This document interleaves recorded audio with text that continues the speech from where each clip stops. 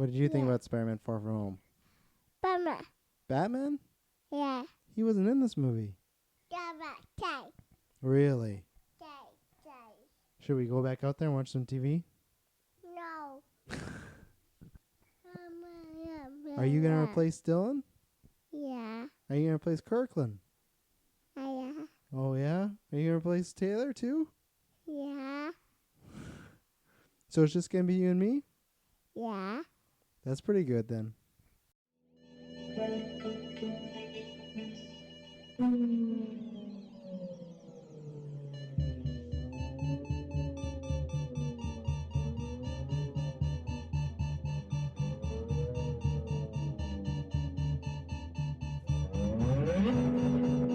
What's up, Flash Mob?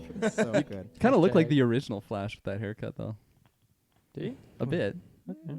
Like, I'll I guess take your word for I it. don't think you're tall enough, though.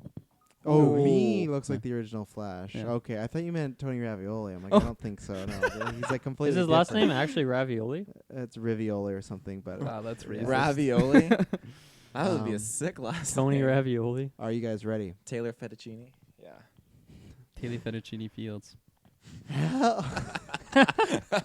Hello, ladies and gentlemen, and Spaghetti. welcome to the 294th episode of the Geek First podcast. I am the web shooter, Tress, now. Ooh. I am the night monkey, Dylan Muss. I am your friendly neighborhood caster, Kirkland Nice. Patzer. I am even. Oh no, I butchered it. Fudge nuggets. Oh no, hang on. Even dead, I'm the Taylor Field. Okay. Okay. I like my acronyms. I just want to say, Kirkland, your name has been so relevant, like a lot lately. I've been Like a lot. I foresaw this. I was like Feige when he was making the first Iron Man. I just foresaw this. The whole Endgame series. The whole timeline. That's impressive. If you haven't guessed by the title or our nicknames, we are reviewing Spider-Man Far From Home. We are going to do a review, and then I'm going to say 3, 2, 1. Dylan's going to say Geek versus Symbol, and then we're going to jump into spoilers. Before we get into that, we got tons of stuff coming up. We got the Tarantino retros starting this week, and the first episode is launching. So if you've liked other retros, check that one out. Lots of fun. We're very close to Once Upon a Time in Hollywood, so that's the lead up to that. This month. So we'll be doing the retro, a rankings episode. You know, the classic, what you expect in a retro.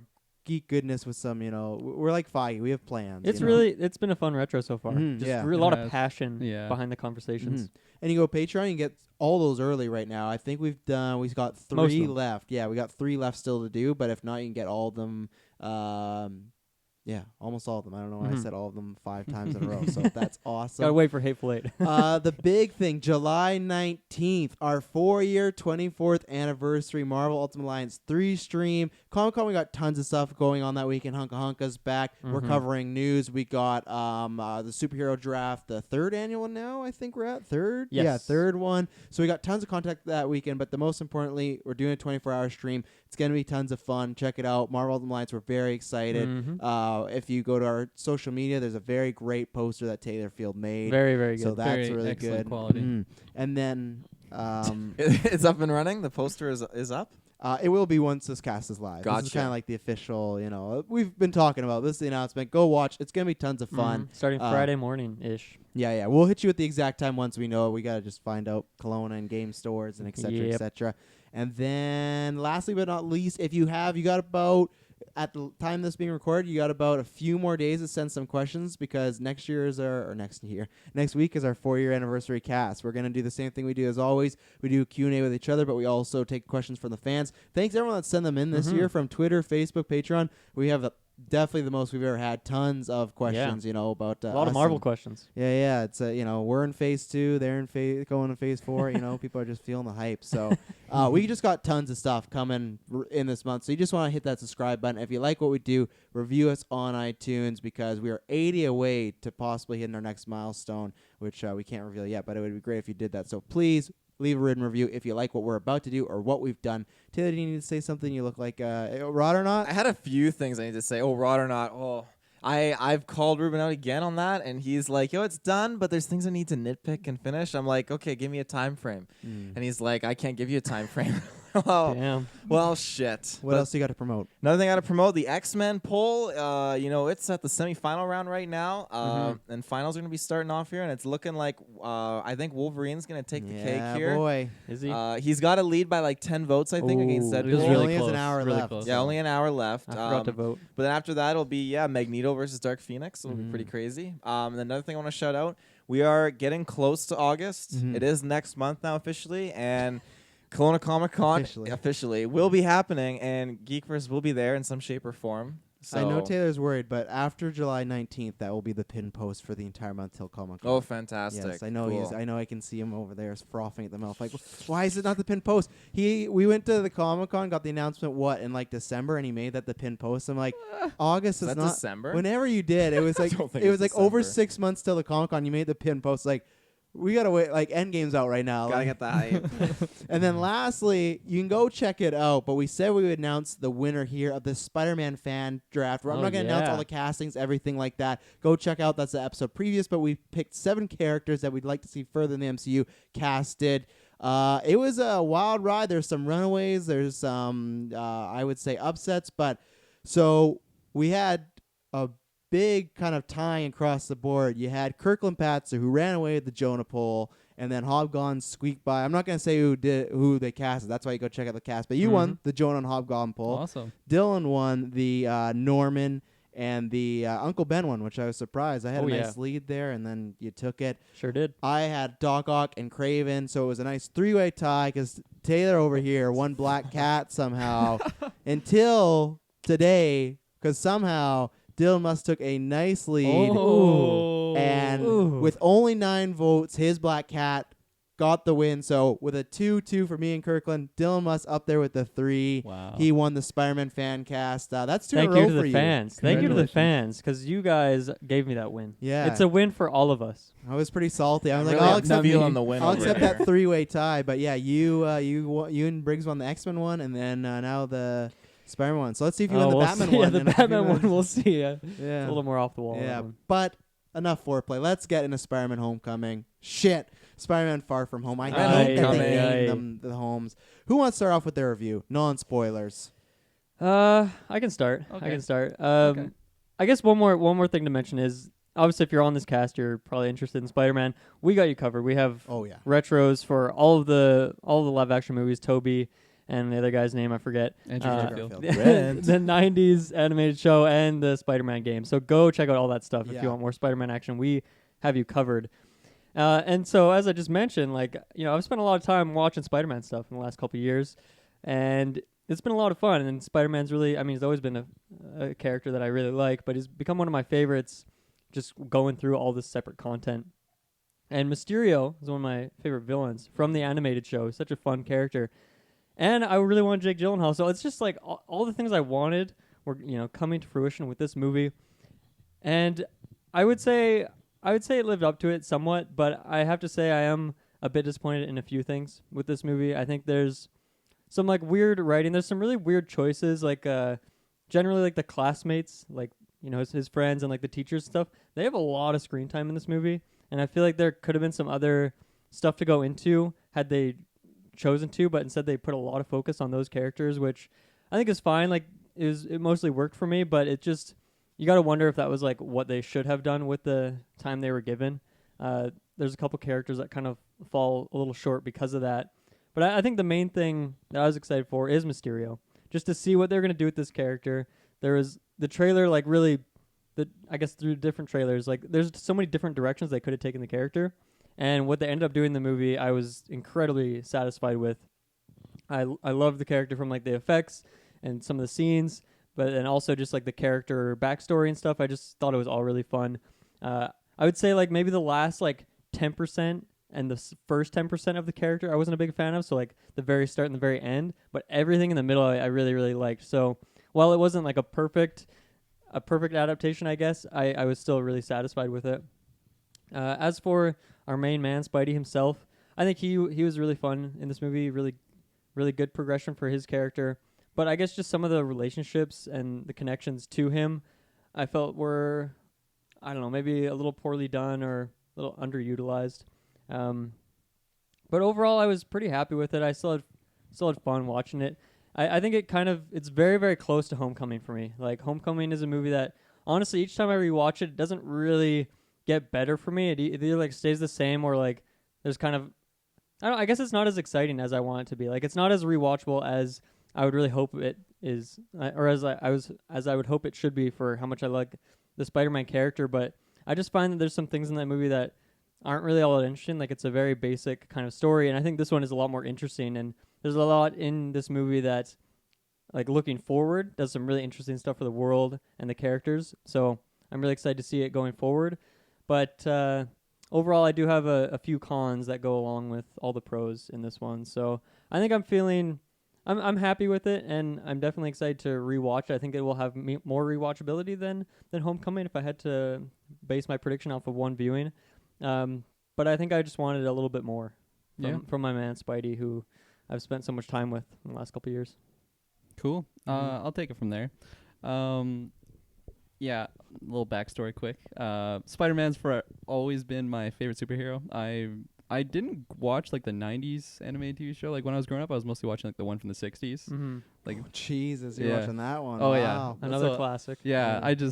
I remember waking up like right before school just so I could watch a few episodes of that. Like I just fell in love with it. The theme song is so iconic, and yeah, it was just awesome. But yeah, from that adaptation, I just fell in love with that character, and here we are today. He's a part of the Feige universe, Mm-hmm. and just The Feige-verse. but yeah, so yeah, if you throw in all like the recipes that they had in this movie of like Mysterio, which I didn't think I would ever see him in a live action Spider-Man movie before, and I was just blown away, especially since we saw him like in the trailer. I'm really happy. Sorry, I'm getting ahead of myself. Just his look in general and how they did the fishbowl. Because like in the You gotta show get it or in the right. comics, it's just like a white bowl. So it's Mhm. like, how the hell would they do that in a show? But like, I really like that they did with like the fog or like the little like mysticism to it. And yeah, I was over the moon with Mysterio in general, just his look and everything about him. If you guys tuned into Travis's and I cast a while ago, we were really speculating whether he was. Oh yeah. Oh. Yeah. Whether yeah.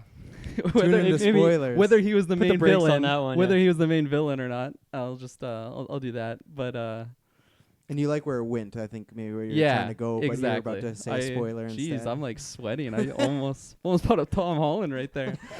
We would have to restart He this deserves cast. Good it. thing we're not Yeah, live anymore. yeah. Yeah.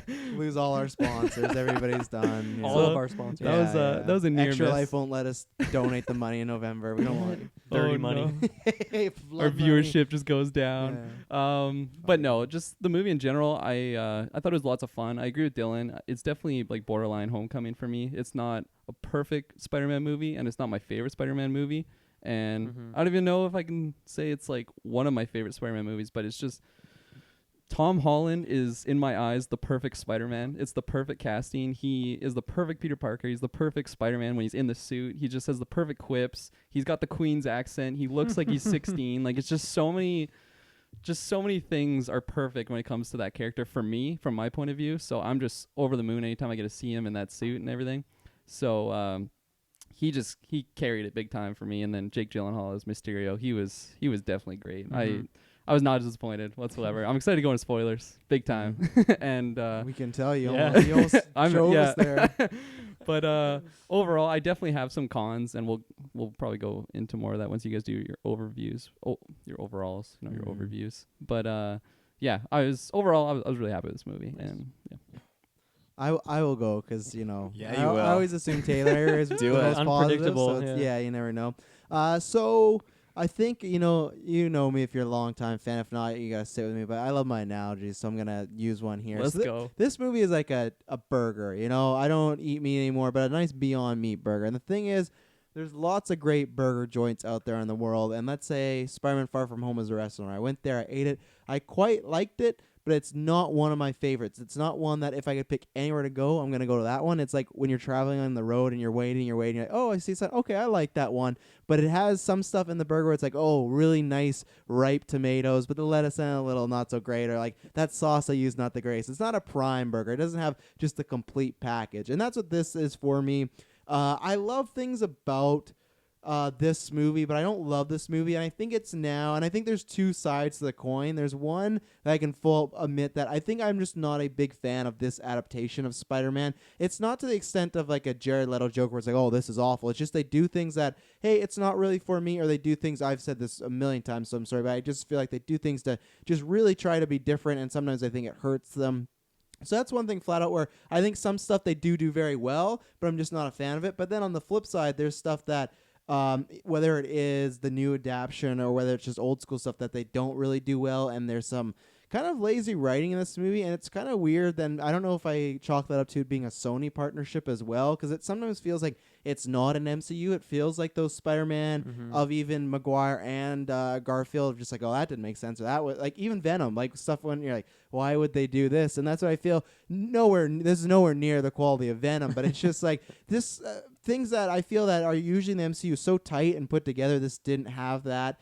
For some pros, Tom Holland, he's perfect. I wish I could take him and put him in those Tobey movies, even though the Tobey movies are not perfect, but just like I'd love to see him in these ones because I prefer most of those. But he's perfect. He does everything well. Ultimate Spider-Man is my favorite Spider-Man in the comics, and he's kind of that vein. So he pulls off that, and the Peter Parker so well. We've talked about him since Civil War, so there's not much more to say on him other than just he knocks it out of the park again. He's fantastic. It's funny that this movie has a theme of they want him to be the new Iron Man, because it does feel like that, where Iron Man solo films for me are not that great other than the first one, and then I love them in the team ups, and that's kind of what I have with Spider-Man, where I love them in Civil War, I love them in Infinity War, but the movies they're good, they're not awful. And I know I'm gonna sound negative, I really enjoyed parts of this movie and loved, especially the second half. I feel the second half is really strong in this movie. The first half, I feel they either, like what Dylan was saying, they could have focused on some stuff, or they could have just cut some stuff. I know, this movie is only 2 hours, but that beginning, and I'm someone that likes slow stuff, but it felt slow. It dragged for quite a while. And I think the other thing that sucks for me is the humor didn't hit as much. So I think if you found almost humor, I feel like they used the same joke a lot. Yeah. And I feel like if you liked humor, then the beginning wasn't slow because you were laughing so much. And that's the thing. I'm same as these two over here, where it's so tough to me to place against Homecoming, because there's things I really like about Homecoming and dislike, and it's almost the reverse in this one, because I find Homecoming way more funnier than this, but then the romance in this is way better than anything that happened in Homecoming. Mysterio, they did perfect, but then I also think Keaton's performance is a bit better just because I think he gets some more meteor stuff, but then Mysterio as an entity is perfect. I don't know when, but I feel like whenever we start this podcast, I've been talking about years, I've wanted to see Mysterio. Mysterio is one of my favorites, and that's the thing, at the end of the day, I will rewatch this movie a bunch because they gave me what I feel is pretty much a perfect adaptation of what I'd want Mysterio, and they could have went many routes, but they just knocked that out of the park. So there is some great things in here. I made a list of any non-spoiler stuff. Martin Starr, who plays the teacher, I just love that character so much. We'll get into spoilers, but he's just so good. I won't say that. Maybe it's a bit too spoilery. I love I won't say I liked the score a lot better this one than the first one. I'm still not a fan of it. It's still lower tier. I put everything, the game, the movies, Raimi and Maguire up there, and Garfield. But this one actually has tracks I'm listening to, specifically Mysterio's theme. It's great. Anytime he'd show up, fantastic. I was bike riding to it today. Let's see. Anything else? No, I don't think anything else non-spoiler. So, yeah, I enjoyed the movie quite a bit.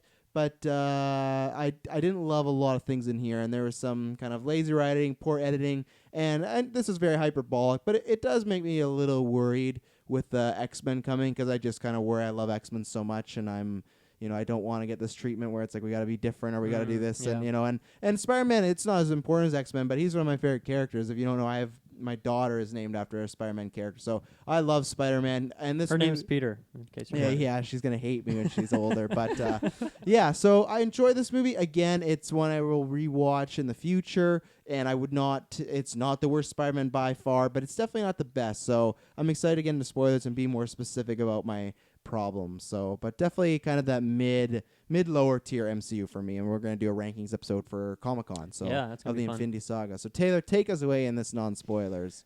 So I'm gonna earlier. I don't think it was on the cast, but I said I'd one up Kirkland's story here.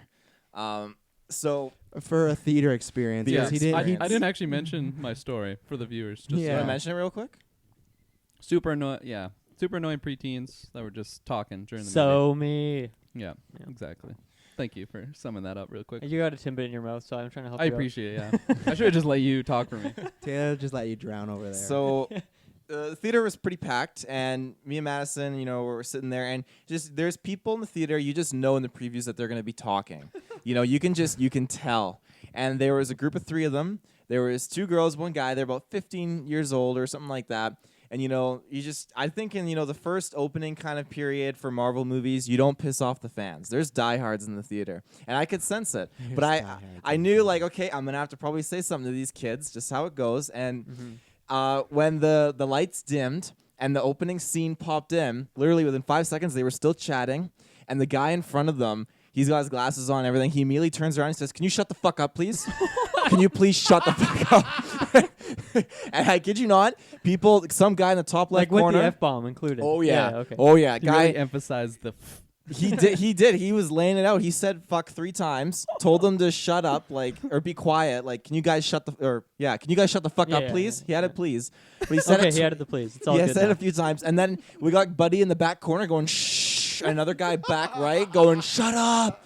It was a whole conjoined effort, like Avengers Assemble in the theater. Let's go. Did they stop And talking? They stopped talking. They shut their traps. So That's Yeah. a little too aggressive for me. I feel like if How I old in was front of that them- guy, do you think? in front of them, Who said shut the fuck up 3 times? he was probably like mid-20s, Oh, late okay. 20s. I was picturing like a 50-year-old man. No. He was Okay. young. He was not having any of their shenanigans. It It's was Tom Holland's brother. He's like, come on, guys. It was my bro. great. It was really funny. So what did you think of the movie? Yeah, the movie. Did you ever get over that, or were you just fueled with rage? The whole time. Look at that. what the guy did? I don't know, just the whole scene in general. Like you really set the. You gave me like a full scale of the entire room.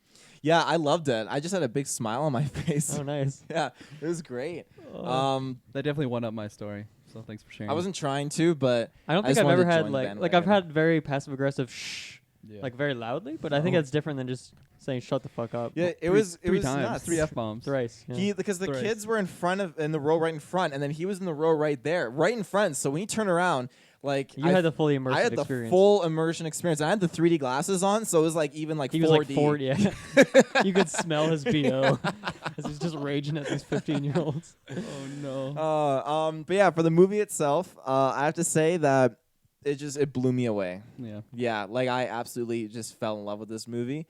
For me, it topped Homecoming. Ooh, and you're a Um, big Homecoming fan. I'm a big Homecoming fan. Yeah, big.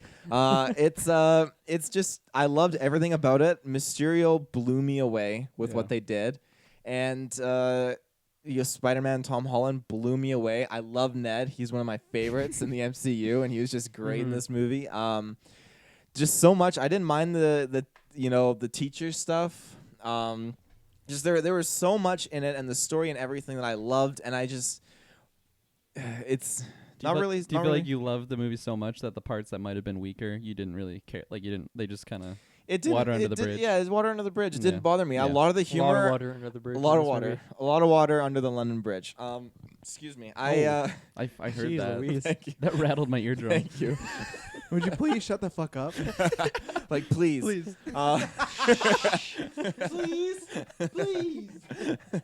But there is so much about this movie I loved, and as I was walking out of the theater, I looked over Madison. I'm like, I need to see this movie again, and it's gonna be again one of those 24 times I watched this, this movie. It's a given, and. With our Marvel ranking coming up soon, like I already know where I'm gonna put this movie. Oh, Oh my shit. God. It's gonna be a dangerous ranking. Is Iron Man 2 getting no. toppled? I don't know. You're gonna have to stay tuned, Oh ladies my and gentlemen. God. Check out Whiplash. Falcon. No. But it was such a good movie. I never really could figure out like how they would represent Mysterio on the big screen, but like I'm glad I didn't like think too much at this point because everyone could have read too much into it, like, oh, Mysterio is this or that and this. But it's like at the end of the day, it's just like, no, just go in. Don't try and figure him out. Just go in and enjoy the ride. I seriously Okay. wish that I didn't watch the trailer before this movie. I'm gonna go hard on my biggest irk of this entire movie. I and think it's- I know. Yeah. And it's the second. This Yeah. is like they did this with Homecoming too. I'm getting pretty sick so and tired of fucking these mad fucking still. trailers. Yeah. Maybe when we make. I think I might know what it is. It's tough because I don't want to say like we have this rule at the beginning of the year we do our 20 whatever the year is preview, and now we make this rule that we can pick one movie, not do a trailer. I'd pick the next Spider-Man, but it's so tough for the podcast not to do that. So Sony just has to get better. Especially when you're We have breaking that down contract news with and Marvel that we need to talk about Yeah, all their yeah, stuff yeah. and rave and love all of it. Feige will So. stop the funds. Yeah. They pay us lots if you ask the Hunka Hunka boys. You know, Oh so. yeah, they're something else. Anything else, Taylor? No, I'm just really wondering what you're talking about right now. Oh, It's pretty obvious. We yeah. can swing Okay. right We into can handle it. it. So, ladies and gentlemen, this is your last chance. I think we'd all recommend it to a certain point of view. If you're Yeah, an we MCU didn't Spider-Man actually mention fan, that, but I would say you know what you're getting with the MCU. Like that's why I don't really do them, because if you don't like the MCU, or you don't like this Spider-Man. No. Yeah. you want to see Mysterio's baloney on the big screen. Oh yeah, I'll and tell like you that much. the thing with like this adaptation of like Spider-Man, Tom Holland Spider-Man, whatever you call it, it's definitely like a tone down from like something like Avengers, Infinity War, Endgame, especially since those are more serious tone. Like this is just more lightheart. You know, it's just Mhm. like a fun. Like there's definitely like a different type of humor than we had in those Avengers movies, and it's just I don't know. I don't know the right word to say for it. I want to say it's more like kiddish, but it's not really because it's kind of like Well, high I school. think I it think serves it's as an kinda kiddie, effective like yeah. Well- epilogue, right, to this whole Yeah. saga. It's like a nice, like happy note at the end of the song. Yeah, that is a good. Maybe point, not kitty, but teeny, like those Teeny, girls yeah. in your Pre-teeny, like, yeah. like Pre-teeny. those girls in the So me. theater. Yeah, Yeah, so but me, it's right? also more like lighthearted as opposed to like 100%. the emotional torture we went through with Sure. Avengers. It's like Ant-Man and the Wasp that we Yeah, asked for Infinity War. exactly. Right? It's that like breath Mhm. of fresh air of like, oh, things are gonna be Yeah. okay, and then It's you a great know, example, Some stuff yeah. happens. So. Yep.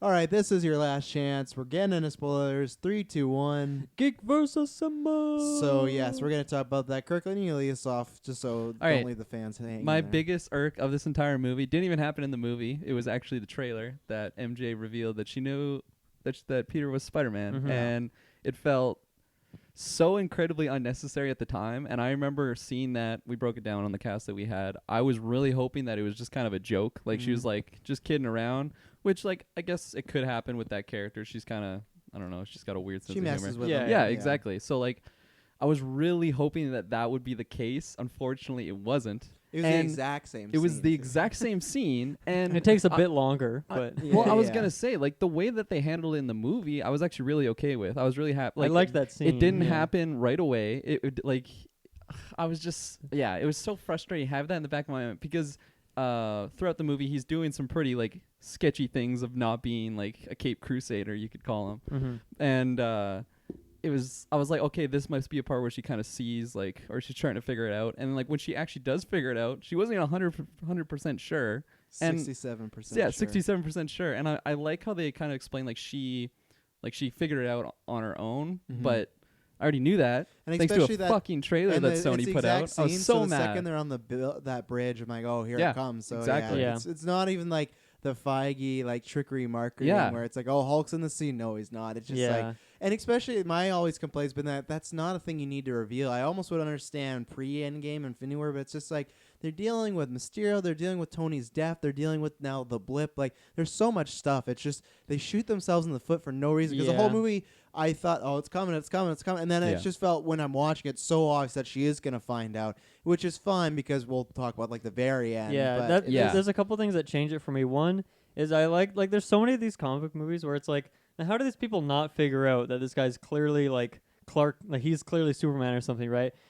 And she just lays it out like in that sense. It's like you're always going, like you're Yeah. always go missing as soon as he shows up. So I like the way she plotted it out because it's like it always kind of bugs me in the back of head movies. It's like clearly this guy is Mhm. the superhero. It's like the Hannah Montana thing, you know? It's like Yeah. clearly that's Hannah Montana, like very much Exact- obvious. I 100% agree with you. And like I said, like I am really happy with the way that they took it in the movie, but it just killed me having that revealed in the trailer. I will never understand why Yeah. they did that. Like it's just such a You disservice. because you can still have it where she figures it out, but you don't need to have that conversation. Or maybe she like hints at it or is like teasing him or something, but I then ju- maybe it doesn't get revealed until the end of the movie because it would have had to been revealed at the end of the movie either and way. if I hadn't seen it in the trailer, I would have been unsure. I would have been, is she gonna find out? Like who else is gonna figure out? Like obviously Mhm. it is like it is pretty obvious, and I did like that the way she broke it down. Yeah, Just super. I think maybe really when you think about it, like one of the reasons they maybe had to do it is because they don't have a ton of scenes together.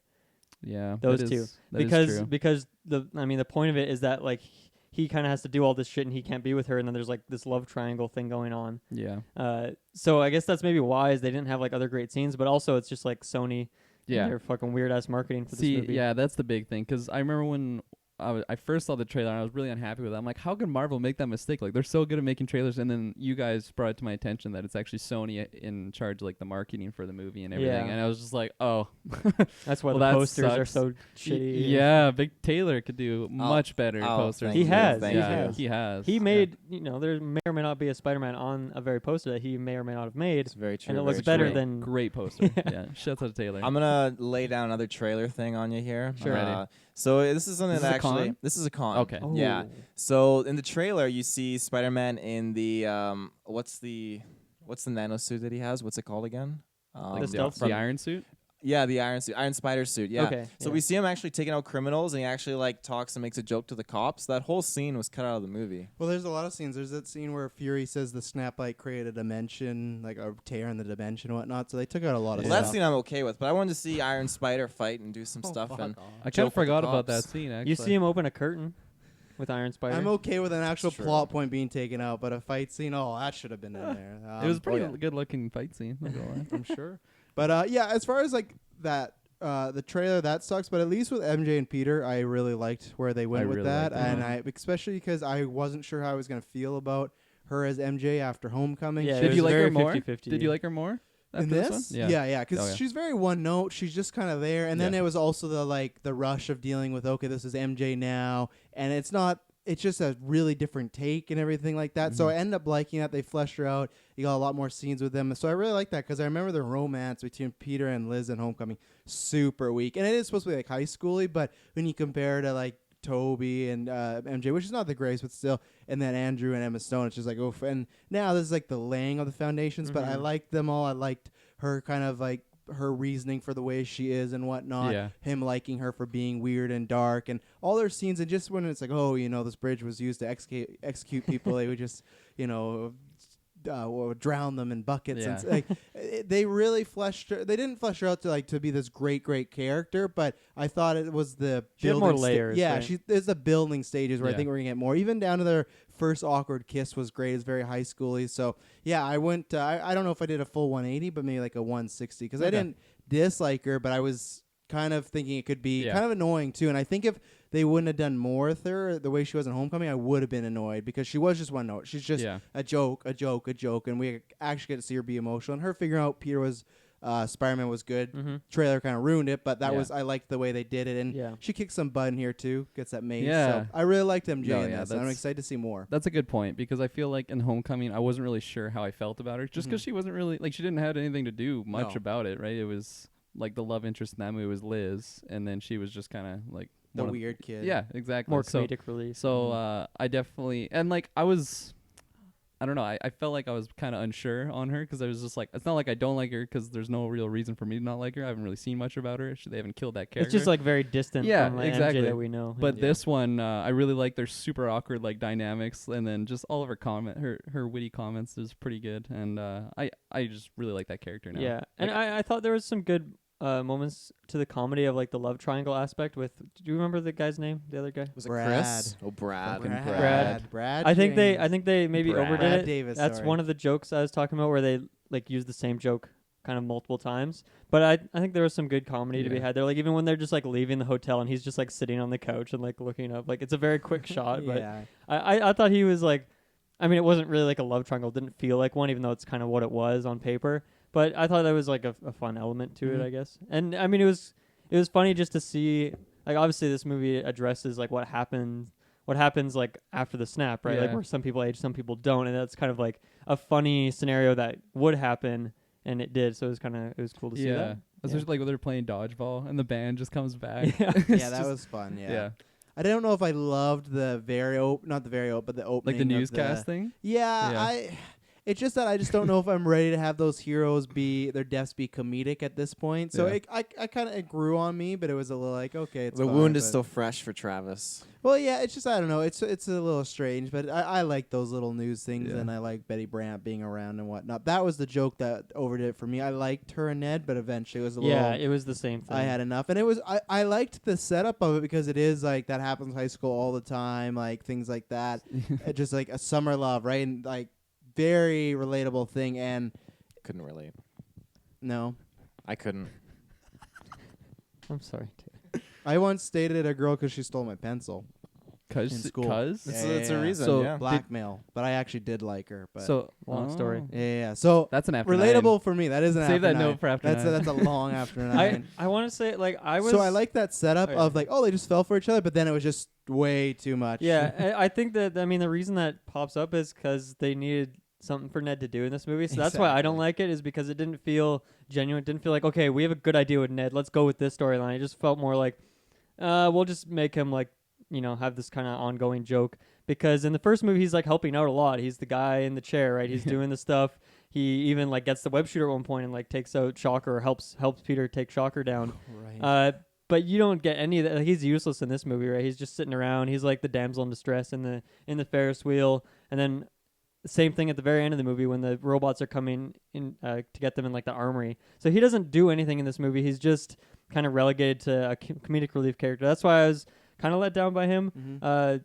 Because he actually had something to do in the first movie, and this time around, it seemed like they were like struggling to find something for him to do, so they Yeah. just gave him this other storyline. And I think there was some good, like I did laugh at a few of the instances of that relationship because I just think his dialogue's funny. He's good delivering the lines, but like like if MJ went from a like flat character to a dynamic character, he did the opposite, which is kind of unfortunate. I mean, he didn't have like a lot of layers in the first movie even, Yeah. but at least he actually had an impact on the plot somewhat. So. That's a good point. Yeah. Yeah, no, I don't know. I felt like, especially since I just saw it like less than 24 hours ago, I still need to process some things. But no, it definitely makes a lot more sense. I was a little disappointed that he wasn't more like the guy on the chair or like the guy in Peter's ear, you know, just like helping him out behind the scenes. It was more of just like, you guys should go to the opera. Yeah, that's a great idea. I'm totally down. Blah, blah, blah. And it's like hard to envision how with like the story they went with, like how Ned would have helped. Like how would he have fit in, especially when Peter has like S.H.I.E.L.D. working for him or like doing the computer stuff. So it wouldn't have made sense. No. But it's still like you got to consider that, like, I guess. I could definitely see it just being from like a writer standpoint. It's like, I don't really know what we should do with this character. Let's just give him like a summer fling thing, which like it definitely I definitely laughed at a lot of that humor, and it was pretty funny how it set up like the whole plan that they were gonna switch so that Peter and MJ could sit next to each other, and they just totally That like was great. yeah, it was like I really liked like that little like scene of the plane stuff. It was funny. Yeah, and that's like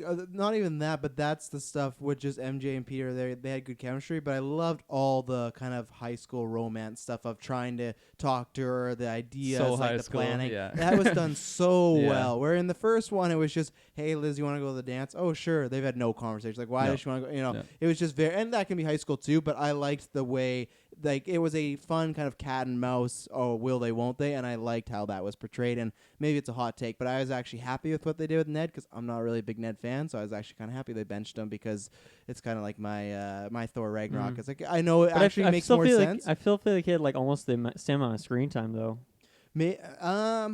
I think he was around a lot, but I feel like in Spider-Man Homecoming he was just talking a lot more, and I'm that's just a personal thing. I'm fine with him being benched, and maybe he's benched again in the third one, which we'll talk about. Yeah. Let's see what Taylor, happens. you have anything to say on the romance? Especially Ned as well. You're a big Ned guy.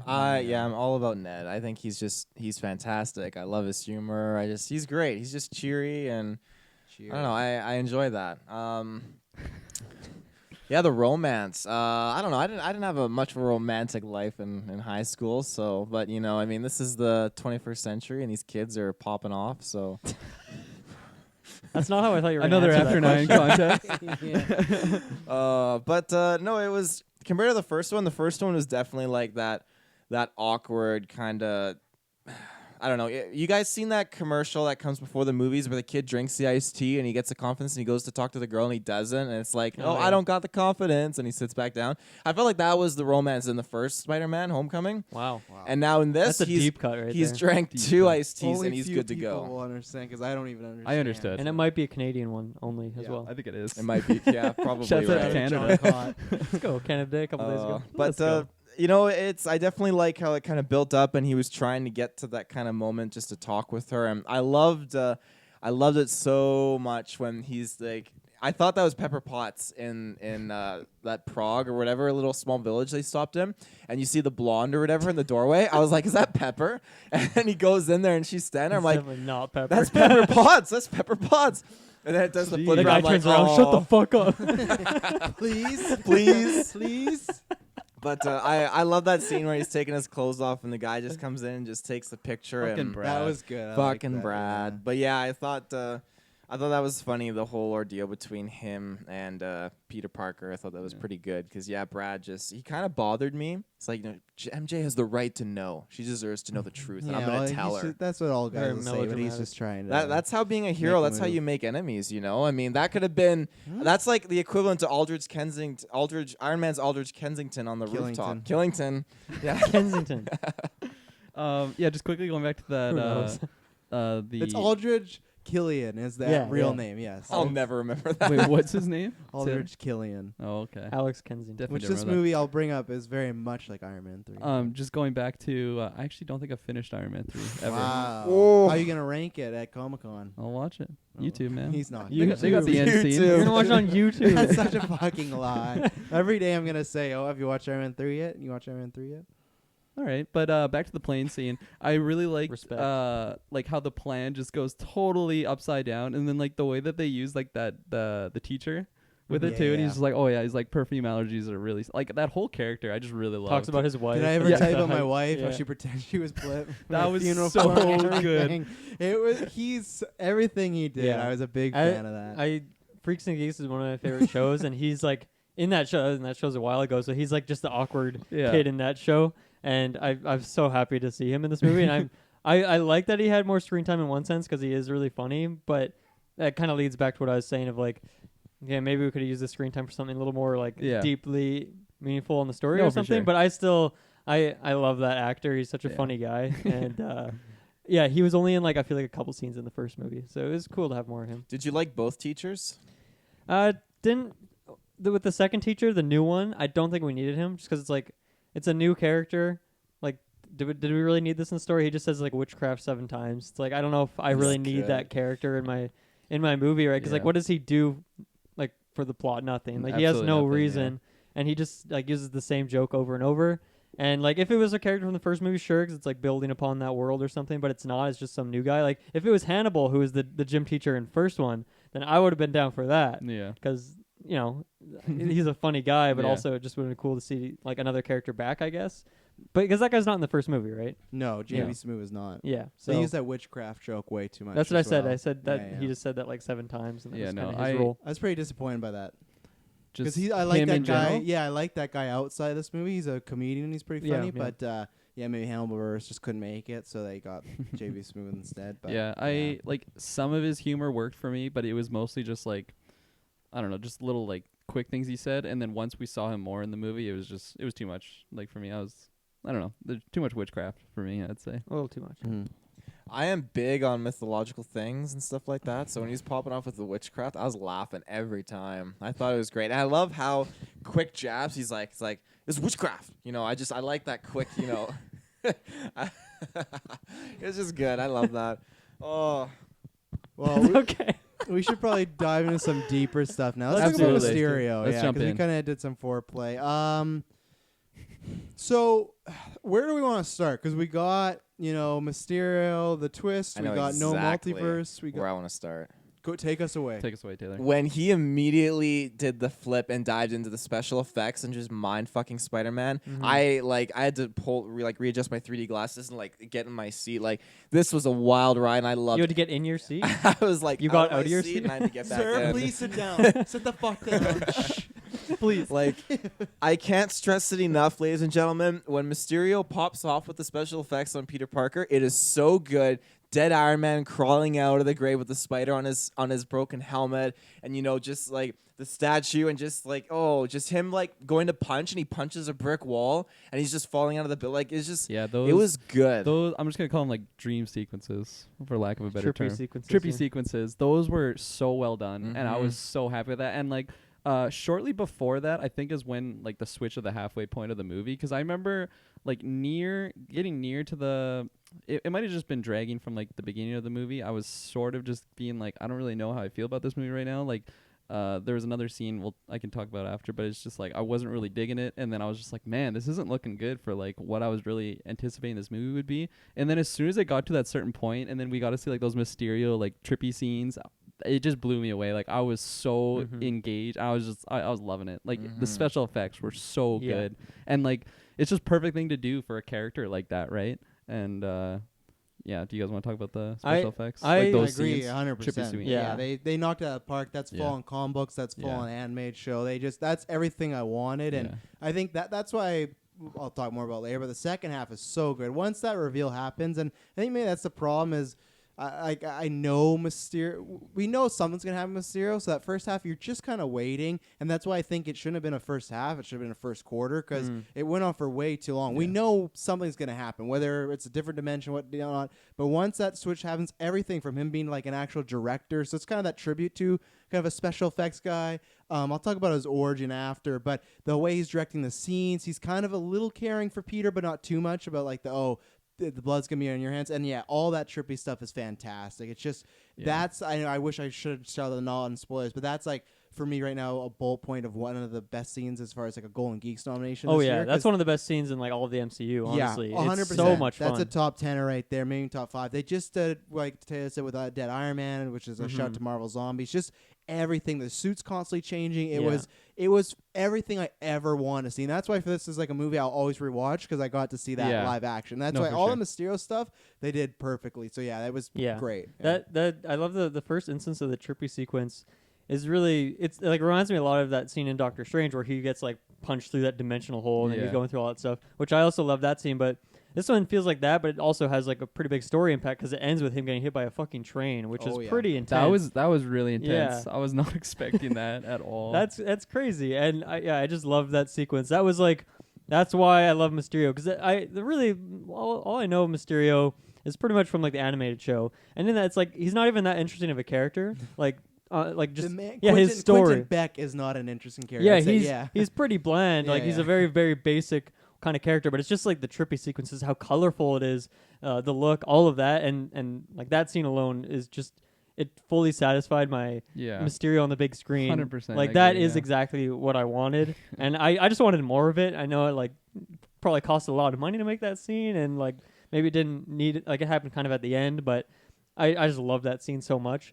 And then as you guys mentioned, the bar scene, I love that as well. It's almost like a Black Mirror moment where it just like shifts into something that you were totally not expecting. Just Every like this person alternate in reality. the bar is an actor, right? Yeah. That was good. And to me, like, well, I loved his whole dialogue there. It was super weird. It was very cult-like. I felt like he came across as like a cult leader, and just how weird, like, they're cheering for all these people that they hated. It was such a strange scenario, but it was so interesting to me. I was like instantly just like super gripped into that character, and I agree with you guys that it started off like, yeah, obviously we're waiting for something. This is like a little basic, but when it made that turn, I was totally satisfied, and I think it's like multiplied because I don't know. I felt like his first couple scenes were, I don't know if it was the dialogue or the acting. I have to see the movie again to really tell, but like something seemed off to me. I was like, I was just getting bad vibes. Like not the special effects stuff, but just the scenes where he's in like with the Shield agents, like in the whatever the sewer wherever they were, and just talking to them. Like I just felt like the dialogue was pretty basic, or maybe the acting wise it was a little basic. But like in retrospect, knowing that that's like what the like from the character's perspective, that makes sense. It's like a guy who's trying to act, but he's not an actor, so it makes sense that it's like it would feel a bit off. So I'm curious how that's gonna hit me the second time I watch the movie. If it still feels a little jarring, or if it's like, damn, they did that really well done. I thought it was like some Yeah. weird acting, but it's actually like, well, it was weird acting from a character who is acting weird. Yeah. So it all kind of like ties back. And then I just don't know how I feel about the ending, like the send off of the character. One, because I don't want him dead. I really, really hope he's not dead, which he dies in this movie. I mean, you know, there's always ways you can say he's not dead. More holograms, maybe this, that, the other thing, who knows? But I just feel like in that very last scene as well, he kind of came back to dialogue that wasn't really gripping to me anymore. It felt like it was reaching that like basic level that he started at, which I don't know. It wasn't a fully satisfying finish for me, I guess. But that's what I said in the spoiler free section. But like, yeah, 80-90% of the character I just loved, like loved.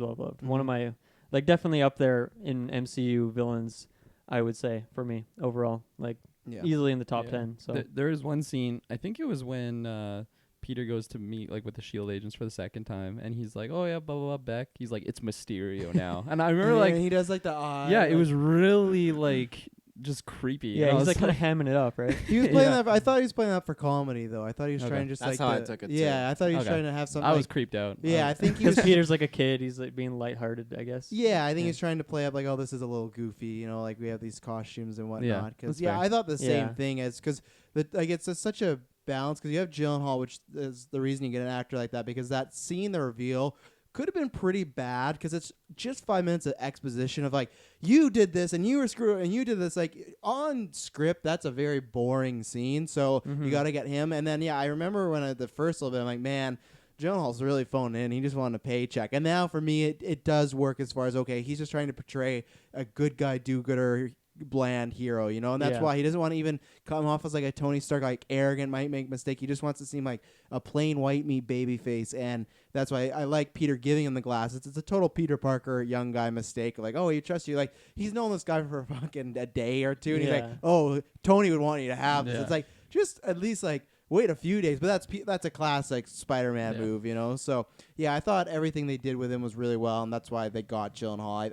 And he was, I think, having a real fun time once they did the shift because he's just hamming it up, he's chewing the scenery, he's very out there in a way, and I liked it quite a bit. He was so. definitely like out there and very like director like and like friendly. But then there's also like when he would get like angry, he would just like he just seemed He like a turned psych. pretty Yeah, quick, yeah. yeah, totally. That whole scene where it was kind of like him in the bar, I thought it was very well done. I think, you know, when he put on the glasses, the whole time I felt like he was trying to act like Tony Stark. Even when he put him on and did like this little hair flip, it was just he was trying to mimic Tony Stark, and I feel like he was trying to convince Peter Parker and persuade him to see like that, you know, wow, he looks like a Tony Stark. And he kind of did when he put on the glasses too. I mean, he really looked like it. But I was worried not worried, but when I was thinking in the middle, it seemed that Peter was going to force him to put on the glasses, and it was going to say something of like it was going to read him and Peter would get it, but no, it didn't happen, so I was wrong there. I really, really laughed when it was he was doing a speech and pointing out to all the people and was doing the quick little flashbacks. But his flashback, when Tony Stark's like, yeah, I would call it barf or something, and he's off in the curtain and his face is so good. So hilarious. that's what I want to talk about next because I'm the reverse of I don't have any problems with the endings, but the problem with the origin is I'm fine with it. They set up it's fun and you get the guy from Iron Man 1 back, so it's some fun stuff. For me, where the laziness comes in is just that it's another villain directly. Oh, because Tony Stark screwed me over. I'm gonna. You would like that though. You like all of Tony Stark's faults, don't you? But no, for me, it's the fact that we got Vulture. His exact story is he bought a bunch of equipment to do a job. Tony bought that job and then sent him and made him pretty much, in debt, and then he had to turn to a life of crime. This is not that exact same story, but it's the same thing of, hey, Tony screwed us all over, and we got to come back and get him. And the thing is that sucks is I get that Iron Man just died, so we probably weren't going to get a flashback, but I think I would have been much more on board if we got a scene of them interacting. I understood Vulture and him because it was just by circumstance he screwed over Adrian Toomes. This is he worked with him, and all we get is Quinn Beck says he said I was unstable, and they show that later on he's unstable. But that's where I love what they did with him. But his motivations as far as a villain, they're still pretty weak, and that's fine because it's Mysterio. But that's where it's still like someone like a Vulture for me still gets the upper hand. He's not in that, to me, Killmonger, Thanos, Loki tier. He's in like a solid B tier. Most definitely not. And that's the problem is because one, I felt it was just a little lazy. Like, oh, he was unstable. Why? What? Like, just give us an example of what happened. That why Tony would fire. Because in this instance, just Tony took his. Like, I would be unstable too if Tony just took all my shit and renamed everything like that. So I want more on that. And again, I just think it's, if it wasn't back to back, it'd be fine. But why do we have to make him an Iron Man villain again? Like we just had that Vulture. We just had that. And it just feels like Spider-Man gets less of identity. We already have so much with Iron Man, with him being dead, and then the equipment, and then his villain is, he's pretty much an Iron Man villain. Yeah. That's just going after Spider-Man because Iron Man's dead. So for me, that was... It felt they took a really lazy route, like, oh, just make him, Tony screwed him over. Oh, great. And it's like, okay, we literally just did that. But I wouldn't say he was an Iron Man villain. He didn't want to kill Iron Man or anything like that. He just wanted to take over and be that hero because he knew that everything else was gone. But Iron I Man's mean, in gone, the the sense Avengers of are gone. Iron Man is the point of his origin of evil, right? If Tony doesn't Yeah. steals equipment, screw him over, he's just still working at I agree Stark. to an extent. Like I think if because you have to think about like when was that turn where Iron Man did that to him? That's like the start of Civil War essentially, right? Yeah. Somewhere in that time Yeah, frame, so that's like Tony is already past the point of being a total asshole at that point, like in terms of the MCU, right? And like his growth as a character. He still is kind of an asshole in that movie, but it's different than I feel like in the first Iron Man like 1 and 2 and stuff. He's I don't just like know. You can make the case because in that time frame he is locking his friends up in prison, though, right? So you can make the case that he's also at the height of his assholeness. yeah, I know, but maybe. He puts Falcon in jail. He puts Scarlet Witch in jail. You know, like he's Yeah, but for I the feel right like reasons. I feel like in the first Iron Man and stuff, he would just like fire someone without giving a shit Fair about enough, their yeah. life. Jericho missiles. Whereas he had reasons in Civil War, and that's why I think Civil War is so good, is because Yeah, they fair both enough. have good reasons. But I do see what you mean. Like I don't know if maybe it would have been different if that was like really early on Iron Man stuff. Mm-hmm. I'm cool with the tie back to like that timeline. I think it still works, and I think you make some good points. But at the end of the day, for me, like Iron Man has had such a massive impact on this world. He has saved it multiple times. He's like really, if you think about it, like Robert Downey Jr. is like largely responsible for how big this stuff 100%, is in yeah. the first place. So just like the impact that he has, it makes sense that it's kind of always trickled down. And there's like his Yeah, choices good as a point. person are always going to affect things, and he has been so influential. And he just like it shows that even after his death, like people are still against him for like certain reasons, even though he literally gave up his life for like these people to continue on living. So I don't know. I guess I was fine with it, even though it is sort of a retread of Vulture. I feel like Vulture, maybe it is like directly tied to Iron Man, but I took it more as like a just superhero, like because of all the supers, not just Iron Man. Like the Avengers. Kind of, but they Yeah. multiple times. Like there's a moment where he's breaking into Stark stuff and he finds Iron Man mask and he looks at it and he just Yeah. like, throws away in Yeah, disgust. So oh, it's, you're it's definitely still right, that yeah. direct tie-in, and it's just I think for me, if it wasn't that we're already dealing with his death and then also dealing with Spider-Man getting all his gear, it's just and we literally, which I do like, that we literally see Iron Man everywhere. It's just maybe bring that back in a different film. I don't know if they need. You could have easily just had Mysterio wanting to be a new hero, kind of, because he is just Syndrome in this. So I kind of had that feeling early on. He just wants to be a new hero. I don't know if it had to be tied to Iron Man. I liked the like Civil War like cheesy zoom in. It's It like, was very cheesy. it's a double cross. Like I like it for being cheesy, but at the same point, it's just kind of. I think, like I said, if there would have just been a scene of Gyllenhaal and Downey together, that Mhm. could have sold me. Just a scene. That could him- have been pretty cool. Yeah, especially I don't know how they would have done that. And like I said, they probably didn't want to because they want you to feel his ending. But for me, I feel like you can bring those characters back for flashbacks, and it's not like cheapening his death. If they bring him Yeah. back to life, then yes. But they already had like the dead Iron Man suit, so Yeah, I Yeah. think maybe for me, like I think by definition that is very much like a tacked on thing. Like when they made Civil War, I don't think they were planning that No, no, Mysterio no. was in the background there. 5-year And, plan. and so even though it Yeah. like by definition is tacked on, it didn't feel that way when I was watching the movie. So yeah, that's one thing as well that like I'll just have to see how it marinates as I watch this movie Yeah. more in the future. I definitely see like the comparisons to the like Vulture villain from the last one, how his means were pretty similar to Mysterio's, how he just hated Tony. But like for me, Oh, sorry, folks. but for me, turn me down. Damn, how's it feel? Muted. It feels can't hear a you. little I bit didn't quieter. turn you down. But no, I feel like for me it worked, especially like since the last movie was Endgame, so Tony's death just happened. It's still so new. Whereas if I feel like if we were 3 movies in and we were still doing like Tony Stark villains, it's like I'm doing this because Tony Stark was an asshole and he Well, ruined my let's life. wait until you don't know So the next exactly, movie. Yeah. exactly. So it All might the it might go Sinister down. Six, yeah. It might go Yeah. downhill. Yeah, He but fired us all. for me, I'm giving it a pass for those Yeah, reasons. fair enough. But yeah. Okay, I anything don't to know say on what that, else we were or- talking about. I was gonna throw. Maybe you can start as far as we got because we didn't talk about the reveal that he was not from the multiverse. Multiverse that's what I is was gonna a say. real thing because they confirmed in Doctor Strange, but it didn't happen the way I don't think we all thought it was gonna be. That I think it was just more of a hope because I listened to predictions. None Multiverse? of us predicted like, oh, he's for sure from that. We just all kind of wanted that, and Yeah. we'll save the end credits for the end. If you think why haven't we talked about that big elf in the room, we'll talk about the Yeah. end. But We'll get there. so that disappointed me a little bit. I liked the reveal and how it happened with Mysterio, so that was fine. But it feels maybe they won't be playing around with multiverses right now No, as much yeah. as I was hoping. And that Yeah. Toei Andrew. I think thing that's is being- okay for Yeah. like an epilogue to the saga. Like that's Yeah. a big can of worms to open, and Definitely. I mean, there's a lot of other can of worms that are opened in this movie, like more towards the end. But I was fine with it in the end. Yeah. Like I said, I really liked the reason for Mysterio's turn and like his backstory, even if it is kind of simple or kind of something we've seen before. So Yeah, I'm cool with it. Someday I still hope we get that Toby verse where Oh, we yeah. see all these Spidey guys flying next I'm to each telling other. you, Spider-Verse is gonna beat them to it. Dave Fisher are gonna now. I guarantee you, Spider-Verse. They is see gonna that they're have- like on their tail and they're like, Yeah. we got to do this Yeah. tomorrow. Yeah. That But here's the thing: will Toby come back twice? I don't know. He doesn't need the paycheck. He hasn't. acted How in a many long how many time. Feige bucks do you think he would get if he appeared in a I cameo? think he would scene? get. I think he would get a $5. fun buck. Yeah. Not the Fight At Club least a fun buck, Yeah. But yeah, like I believe it was the water elemental, right? That was like the first one that they're fighting in Italy. Yeah, the Yeah. like Hydro Man knockoff, which I Yeah. like. There was an Easter egg. They're like, oh, the scientist had an experiment with water, so it's kind of like a nice tribute to like the Oh, actual Hydro that's Man cool. going on. Because this is not Hydro Man. but Obviously. Oh man, what if It's an Hydra illusion. Man? Oh man, that animated show with the I Hydra Man hate story, Hydra it's Man. fucking wild. I hate Hydro Man. But that ending, the last season, Yeah, I know, I it's a know. good turn. Yeah.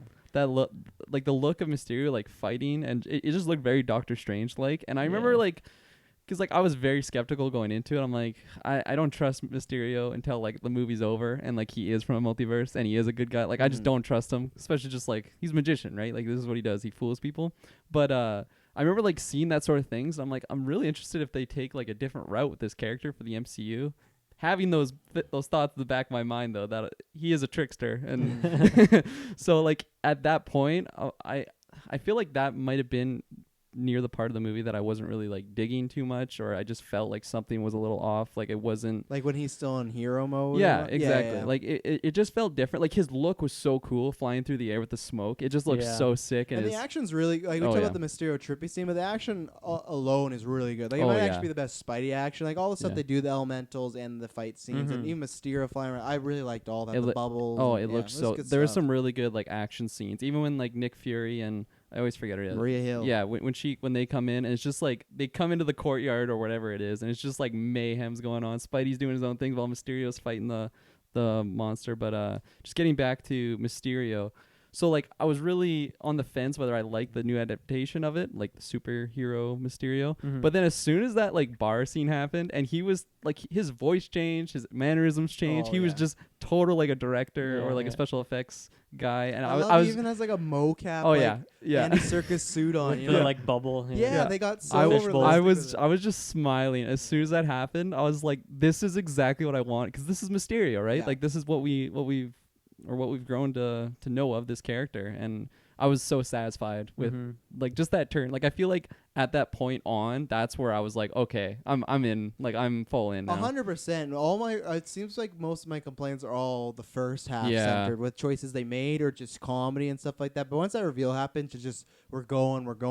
And it doesn't feel like we're switching. Yeah. Even stuff like when we get that final fight scene, it could have been boring him just fighting drones, but they make that work. I was getting major Spider-Man 2 game flashbacks because Mysterio has some of those, but we'll get to that. I hate the Peter Tingle thing. I know it's a joke, but I really don't, especially in the main.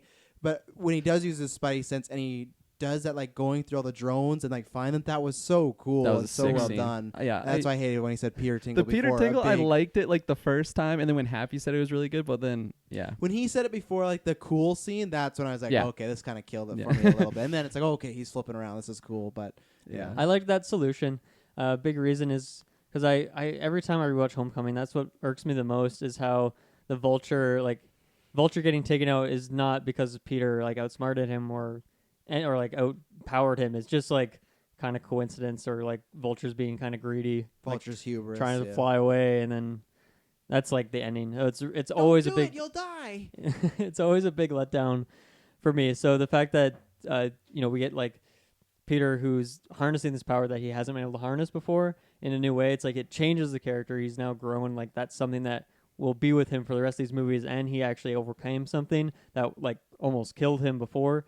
That was a lot more satisfying for me this time around. So that's like a huge thing for me. You got to cap it off right. And even though I'm not happy that they killed him still, and I don't maybe didn't like some of his dialogue at the very very end, at least the ending action scene with him was really good. Even though Yeah. you can't have Peter punching Mysterio, like they can't have a fist fight. That just wouldn't work. It's not the kind of No. character, right? But they ended Yeah. up doing it well through the drones. That was just such a good scene, especially like when Peter hits the first one, then you kind of get like a glimpse of what's actually happening, and you see the drones coming. It was just, I really like that whole scene. And then when Mysterio tries to fool him, he's like giving him the glasses, and then Mhm. Peter gets, oh, it's just yeah. That was so good. And that's what I liked. It's a different take. He literally says that. It's like we all know about Mysterio. Once I get past those drones, he's just a guy. I can take him out. And that's what I liked. He never was, he didn't have mixed martial arts. He didn't have, something like, a superpower. It's just, no, he was just a guy who had a bunch of gear and, and not even the extent of Tony where he doesn't even have an actual Mysterio suit that has all the powers. He just has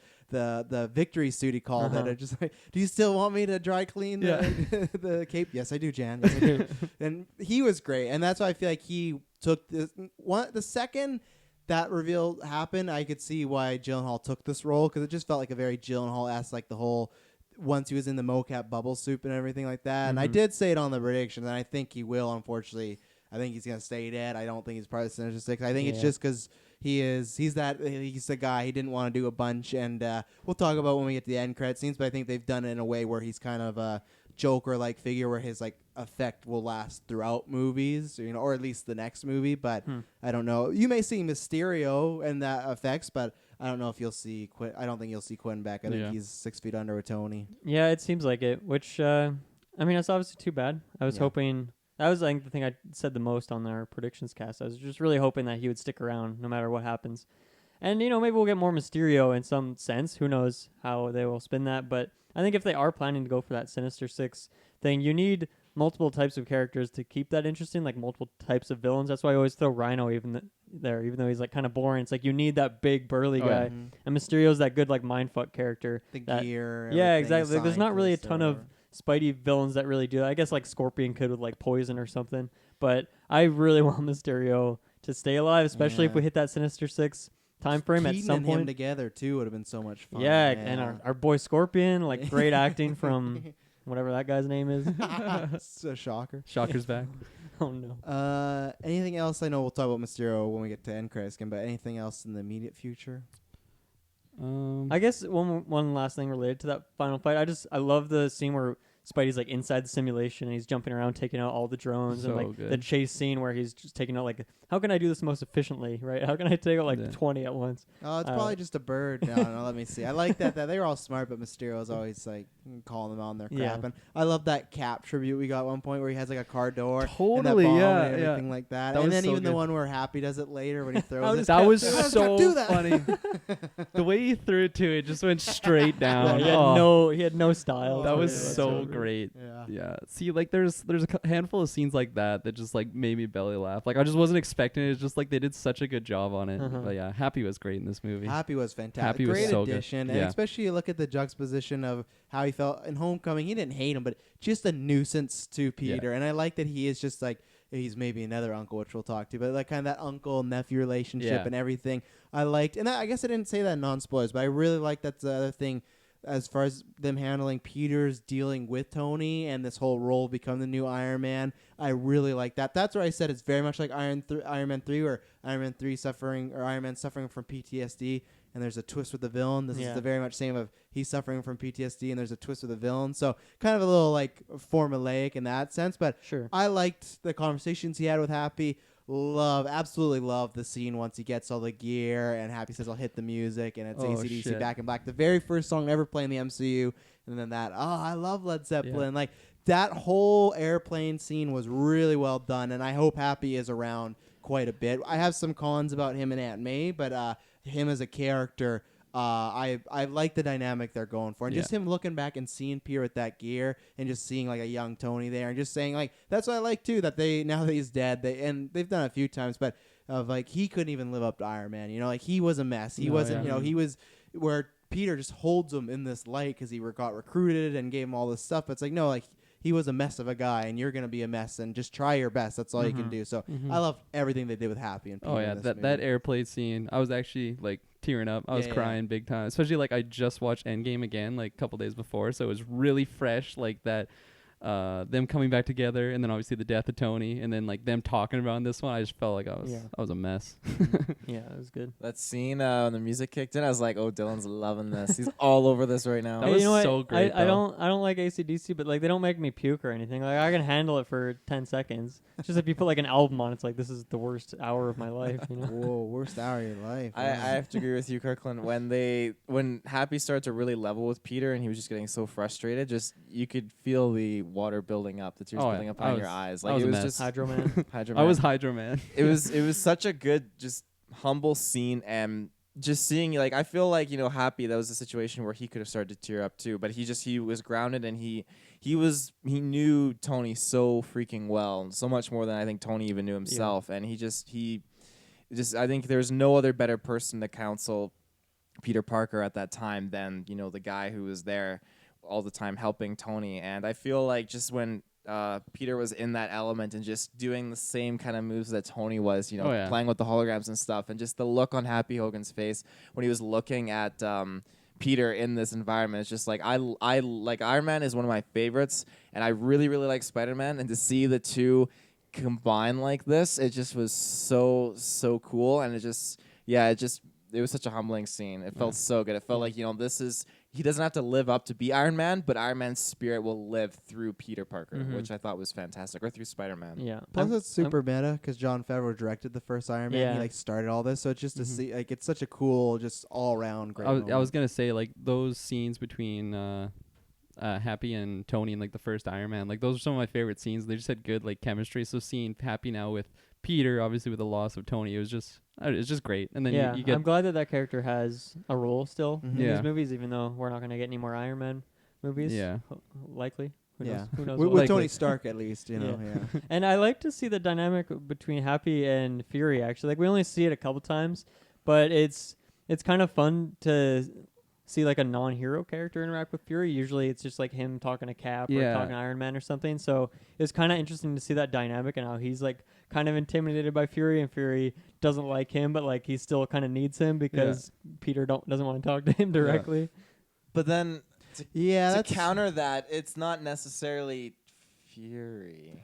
Yeah, that's the thing. I don't know if we want to talk about that now or talk about that Might as later. well. at the Might end as well. credits. We're there. as well. Yeah, I think a twist that I didn't need. I was on the twofer of being one. I don't think we need it as far as I don't know, because it's like Taylor saying, it's not really Nick Fury, and I didn't like the portrayal of Nick Fury in this movie. It kind of makes sense because I think they directed him to be a little different than usual, but just something felt off. That was the point. But then two, I didn't. This is just a pure fanboy thing of like Trask told you. I never threw the hashtag on it, but I've always wanted the Skrulls to come back, and they were doing it perfectly. And I thought it was going to be set up for this next big story. Clearly, it is setting something up because he's in space doing something. Maybe it's setting Next up Sword. Avengers coming. Well, yeah, Sword is Space Avengers. like this, like the space shield. So it's like to look after Earth in the outer Yeah. space. But I feel they just almost did it for comedy, and I don't think it's going to have much of a impact in the future. What he's doing in space, Really? sure. You don't think that's going to be like a big plot point in Hi- Captain Marvel too? Him up there, yes, but them being Fury and Hill, not really. I don't. I feel like it was kind of now a little comedic looking back on it.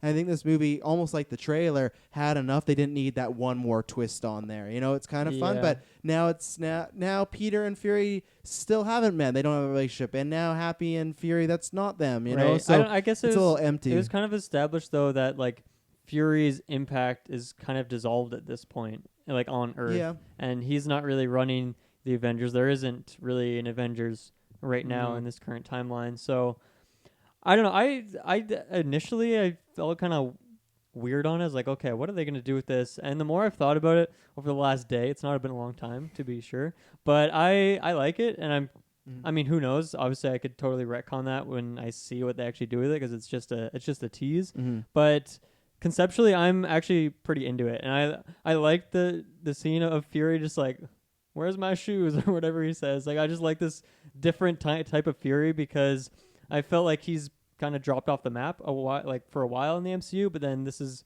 kind of been his year where Oh yeah, he's big in Captain Marvel, obviously giving like some more backstory to him, and you know, this, yeah. he's not like Right. really a lot in Endgame, is he? It kind of has No, like he's a literally scene in or two. one scene. Yeah. yeah. So I guess I'm glad to have him back, but not just that, but glad to have him like he's going to be like clearly a different character. Yeah. Because I think it's like I understand why they didn't keep like using him. It's like how much can you really do with that character? I mean, I don't know. I haven't read the comics. I'm not sure what they normally do with him because you can do like Nanite Nick Fury, you know, Oh, show out no, Ultimate Alliance. Let's not do that. boys. But I don't know, whatever it is, like I'm super interested because I really like Sam Jackson. I think I don't know what kind of role he'll be in. I'm sure like there'll never be a Nick Fury movie. It'll be Captain Marvel 2 where he's popping up. but I'm down to see what it is. I think his role is going to be putting together the new Avengers. I think it's going to be that all over again, but I think it's going to be that. I think it's going to be finding a threat in space. Because that post-credit scene, I think it's more to set up something else and not Captain Marvel 2. Because we literally just got we literally just got Captain Marvel. Captain Marvel 2 is in at least 2 years away.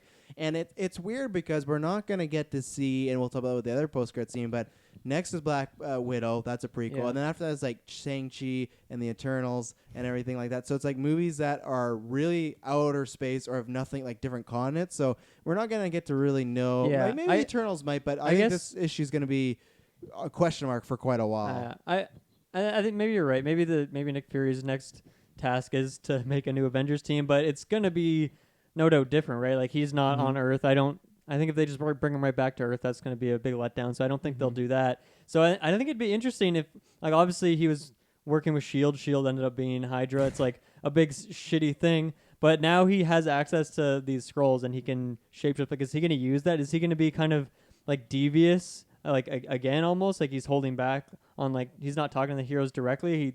They think he's being genuine, but it's not even just the Skrulls acting as Nick Fury talking to people. It's like he could make like one of them into Captain America, one of these Skrulls, and they could like convince someone, so and so, the Hulk, to come back and fight for the team, whatever it is.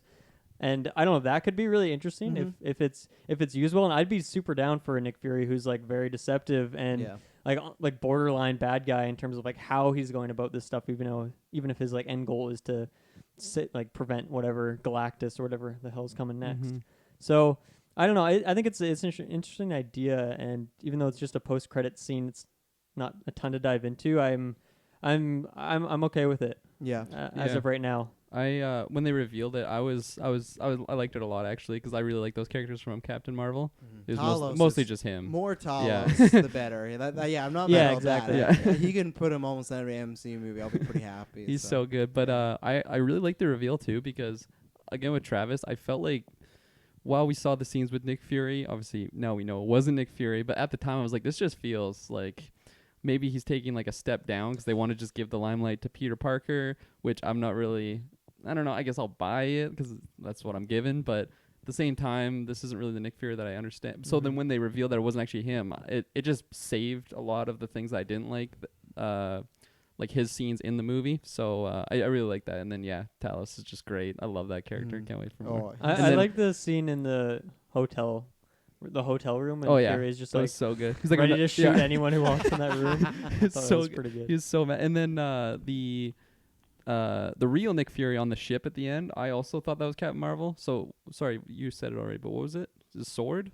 That's what it's called? Well, they didn't say that, but there is a organization called Sword, and they're like I said, the Space Shield. So I imagine just because we didn't get much, it's just him with a bunch of Skrulls, and they're working on stuff, and it looks like there's quite a bit of them opposed to in Captain Marvel, and there was only a few of them left. So obviously Carol got them to safety. They're living and whatnot. So that could be cool. And I didn't know he was going to turn into a Skrull, but something did catch my eye in the movie. They were talking about Kree, like sleeper agents and stuff like that, which is like Jude Law's character and whatnot, like that kind of race. So I think they might go to that war. I don't think we're getting the secret invasion like evil Skrull. So I'm a little disappointed by that, but it's fine. There's other great stories we can do. But I think they are setting something up. Whether that's for Captain Marvel 2, I don't know. Maybe Captain Marvel 2 will also almost like I'm trying to think, almost kind of like Loki, where Loki was in Thor and then he went in Avengers. Maybe they'll do that Captain Marvel 2 kind of, because we still don't know if Captain Marvel 2 is present day or a prequel. Some people have said that could be a prequel, including Feige. So the main thing that was drawing me that it was Captain Marvel is just because Samuel Jackson and Brie Larson together, they just got such good chemistry, and we saw that in the first movie. So I don't know, I was just kind of leaning on those lines, and then I think she could be up there. I think they just didn't want to waste one of her movies on the contract for a cameo there. Yeah. So she could end her movie. Oh, you've been here the whole time, Nick. Yeah. You know? So. When we got that shot of Sam Jackson on the beach, I was like, oh, we got another Odin CGI scene. It was so funny because I was like, that is such bad CGI. And then when it actually, I was like, okay, they redeemed themselves. But I love the Talos scene. I was totally just shocked when I saw that. I was like, what? No way. But it was great. It was just... Please shut the fuck up. Please shut the fuck up, please. I'm trying to watch Spider-Man Far From Home. You had to wait 5 more seconds for the movie to end. But no, I at first it caught me off guard because when Maria Hill changed, I was like, holy shit, why is Nick Fury not freaking out right now? You know, and then He's only got one eye. Give him a break. one eye, yeah. And then when he changed, I was like, oh, it's Talos and his wife. This is fantastic. And like I totally thought like, well, this could totally lead into, you know, some Secret Invasion stuff or whatever. We sell like those comics, like frame comics at my work of like Secret Invasion and stuff like that. And it's so weird seeing like a Skrull in Hawkeye's armor and It's stuff so like cool, that. yeah. It is cool, and I would be down to see it. I think that I just don't. I think they're gonna be nice Skrulls. I don't think they're gonna go that route. They may go that route of like, oh, let's help like disguise as someone and get across, maybe like what Dylan was saying. But I don't think it's ever gonna be the bad guy version. Because but there could be bad Skrulls too. That's though. it. there Yeah. could be. I just don't think Didn't they now. establish that in Captain Marvel? That there's other. I think they said there's other Skrulls out Yeah. there, and now they own Fox, so they have like the superior Skrulls, so maybe that'll be a thing. I just think from that end credit scene being used very comedic, and then Fury working with a lot of them up there could be, but I don't think. It's just a vibe I get. We're gonna have nice guys, and you know, that's How fine. long? How long do you guys think Fury's been like a Skrull? Like what other movies in the MCU? When do you think he went to space? Because like obviously this stuff, I watched a video. Captain on Marvel this. is like this happened in the Oh. 90s. Well, I it has watched to- the video. Oh, I think it's been just after Endgame. I think the funeral, then he goes. I That's my don't. inclination Yeah, too. and I wouldn't want if they revealed that was Talos at the funeral. That would be a big disappointment. He's got his Especially- Slurpee. Well, especially at the last shot of the funeral is Nick Fury, and Yeah. it just is perfect because he went and recruited Tony. So Unless that was a Skrull as well. and that's why I really Yeah, hope they don't yeah. do that stuff. I've always said the way they should do the Skrulls, kind of like now we are in on the joke. So if there is a Skrull Nick Fury, we know. But if you go to the very beginning, Iron Man 1, it's been a Skrull this whole time. It's like, I don't know. That's a little. There's you know. there's a scene you can check out because in Captain Marvel he says, you know, if my toast is cut diagonally, I can't eat it or whatever. If you watch Age of Ultron, he's cutting toast in Hawkeye's kitchen. Watch how he cuts it and just analyze it a little bit. How And about you can just tell see. me right now? Does he? yeah, cut how about you diagonal? tell us? Because I'm not going to do that. He just doesn't cut it diagonally. I would He imagine. he cuts it, but it's not diagonally. But the thing is, he rips the pieces and eats them like that. So it just makes you wonder, like, okay, is it overanalyzing here, or maybe It that could was be. Talos? You're like the same guy it's- that ranted about 5 minutes with the Tony left arm Fury. That and was it. that went nowhere. you know, you gotta play into these theories. And that was in Age of Ultron. You Age said? of Ultron, yeah, and So Hawkeye's that's a while house. ago. So It Feige, like, Jesus, 5 gotta- year Feige plan. foresees You it. really gotta wonder. I doubt that one because Age of Ultron set up a bunch of stuff that never happened because that was in the middle of like Perlmutter going away. Like Thor Ragnarok was supposed to be the super dark, like creepy movie, and then it became like it's Perlmutter? Yeah, my but birthday. Feige What'd you was He was there. Ike Perlmutter was another like partner in this thing Oh, with okay. running Marvel Studios with them, but then they're kind of like we just want Feige to do it. He's the same guy that Iron Man 3 was supposed to have a female villain, and Perlmutter's like, I don't know, it won't sell toys.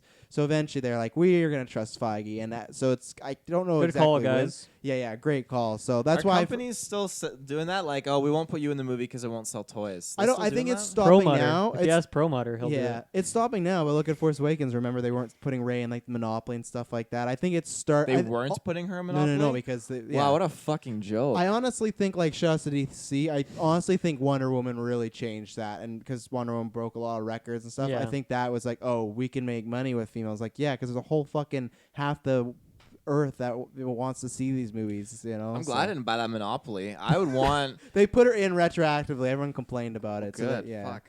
I was Taylor, let's be just- honest. You have the steel case of that Monopoly. Okay. He can't open Not it. yet. It hurts every time I roll the dice. Oh, one quick thing. The one thing that I agree with you that I really hope it was the real Nick Fury at the funeral. The one Mhm. thing that worries me is that when the fake Nick Fury was in the hotel room, he shot Ned with the blow dart, and then Blow dart, really?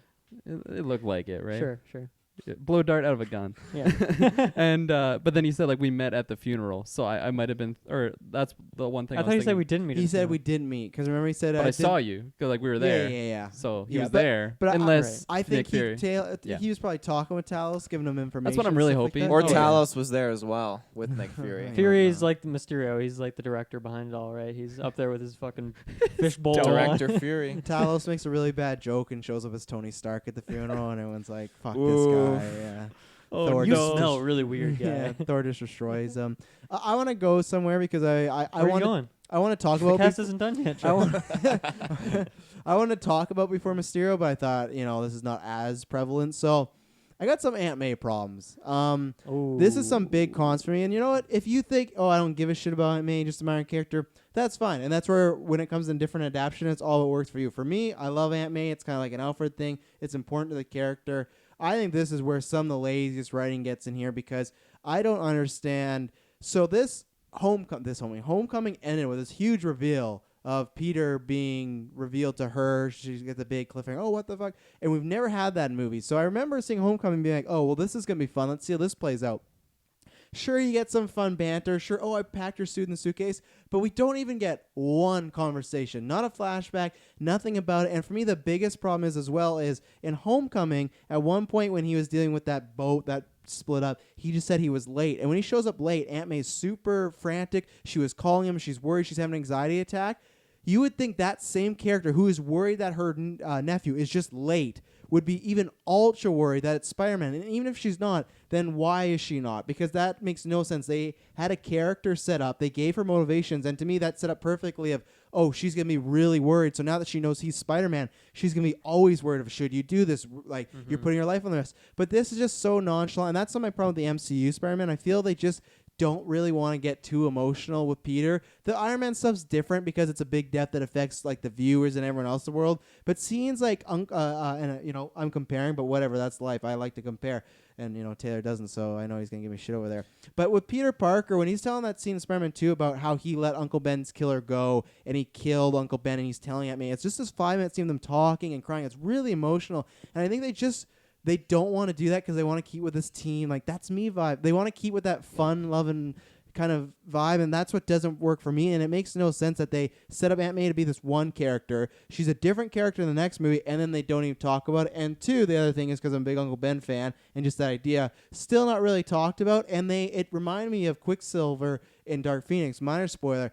They set up a fucking home run. She's starting to finally date. Now would be the time, like, hey, I haven't met anyone since your uncle, but happy. He's a really nice guy. Like, he makes me happy, no pun intended. Like, there's multiple ways to bring up him being Spider-Man or Uncle Ben, and it just bugs me. And that's why it's an adaptation. They're not doing it. That's fine if you enjoy that. But for me, I still want that. And it just is, it's very, the Uncle Ben stuff, fine, but the Aunt May stuff really bugs me because they set this whole thing up at Homecoming, and they just abandon it to, like, he's fun, and. I think at this point in time, they did that with Homecoming, but then after, Infinity War and then Endgame, we got two really huge movies where I feel like those events would definitely, whether there's some dynamic or not with Aunt May, those two events would have definitely made Aunt May feel comfortable that he is fighting. But why not have her say that? That's thing. Because this is already such a long time after Homecoming, like a really long time. For us, not really though. It's not in It's continuity. at least like and for 5 us, years though. So, well, it is, but not for her. She didn't get snapped, so she has the same continuity as he does. And for us, it's only been 2 years since Homecoming. If she didn't get snapped, then she did get snapped. Sorry, yeah.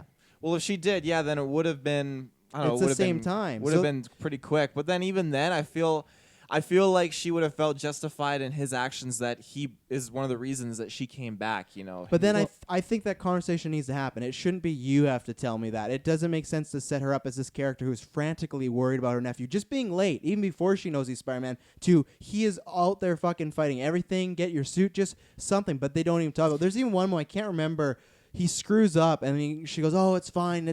He does something wrong. It's like, oh, it's fine. You deserve a break or whatever." It's just they're constantly, anytime there's stakes like that in these movies, they just pull them away from Peter. That's why I like the Mysterio thing. But other than that, they just handle him with kid gloves. Like, there's no consequences to his actions because I just think they don't want you to deal with that. And that happened a lot in Homecoming too. Just everything is like, why is he late? Why is this like nothing's really? He gets no punishment whatsoever. It's just very breezy, and that's why I worry we'll get in the end credits, but.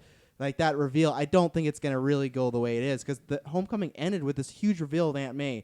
To me, that's where I don't buy what you're selling is because if they ended the movie like that to me is a major plot point. You don't end the movie like that if it's going to be nothing in your second movie. She's nothing in this movie. She's comedic relief. It didn't. I mean, I really liked Aunt May in the movie, and that, I definitely overlooked it, and maybe it was just, grooming from the trailers or whatever they showed. Like, I wasn't going in there expecting, okay, where's that dynamic scene between Peter being Spider-Man and Aunt May? Give me that scene. Like, I wasn't let down at all with that, and for me personally, I really liked how she was so pro Spider-Man, and I loved it, like that scene when the suit was in there with the note, and I like jumped in my seat like, oh no, and even the reaction Peter gave, it was fantastic. And I at the end of the day though, I mean, it's not something that I'll probably like sweat too much over because there's just to me, like, yes, she was snapped, and Peter was snapped too, but there's just so much of a time period that changed the world and everything like that, and I don't know. I can get over that, I guess. I think I'm more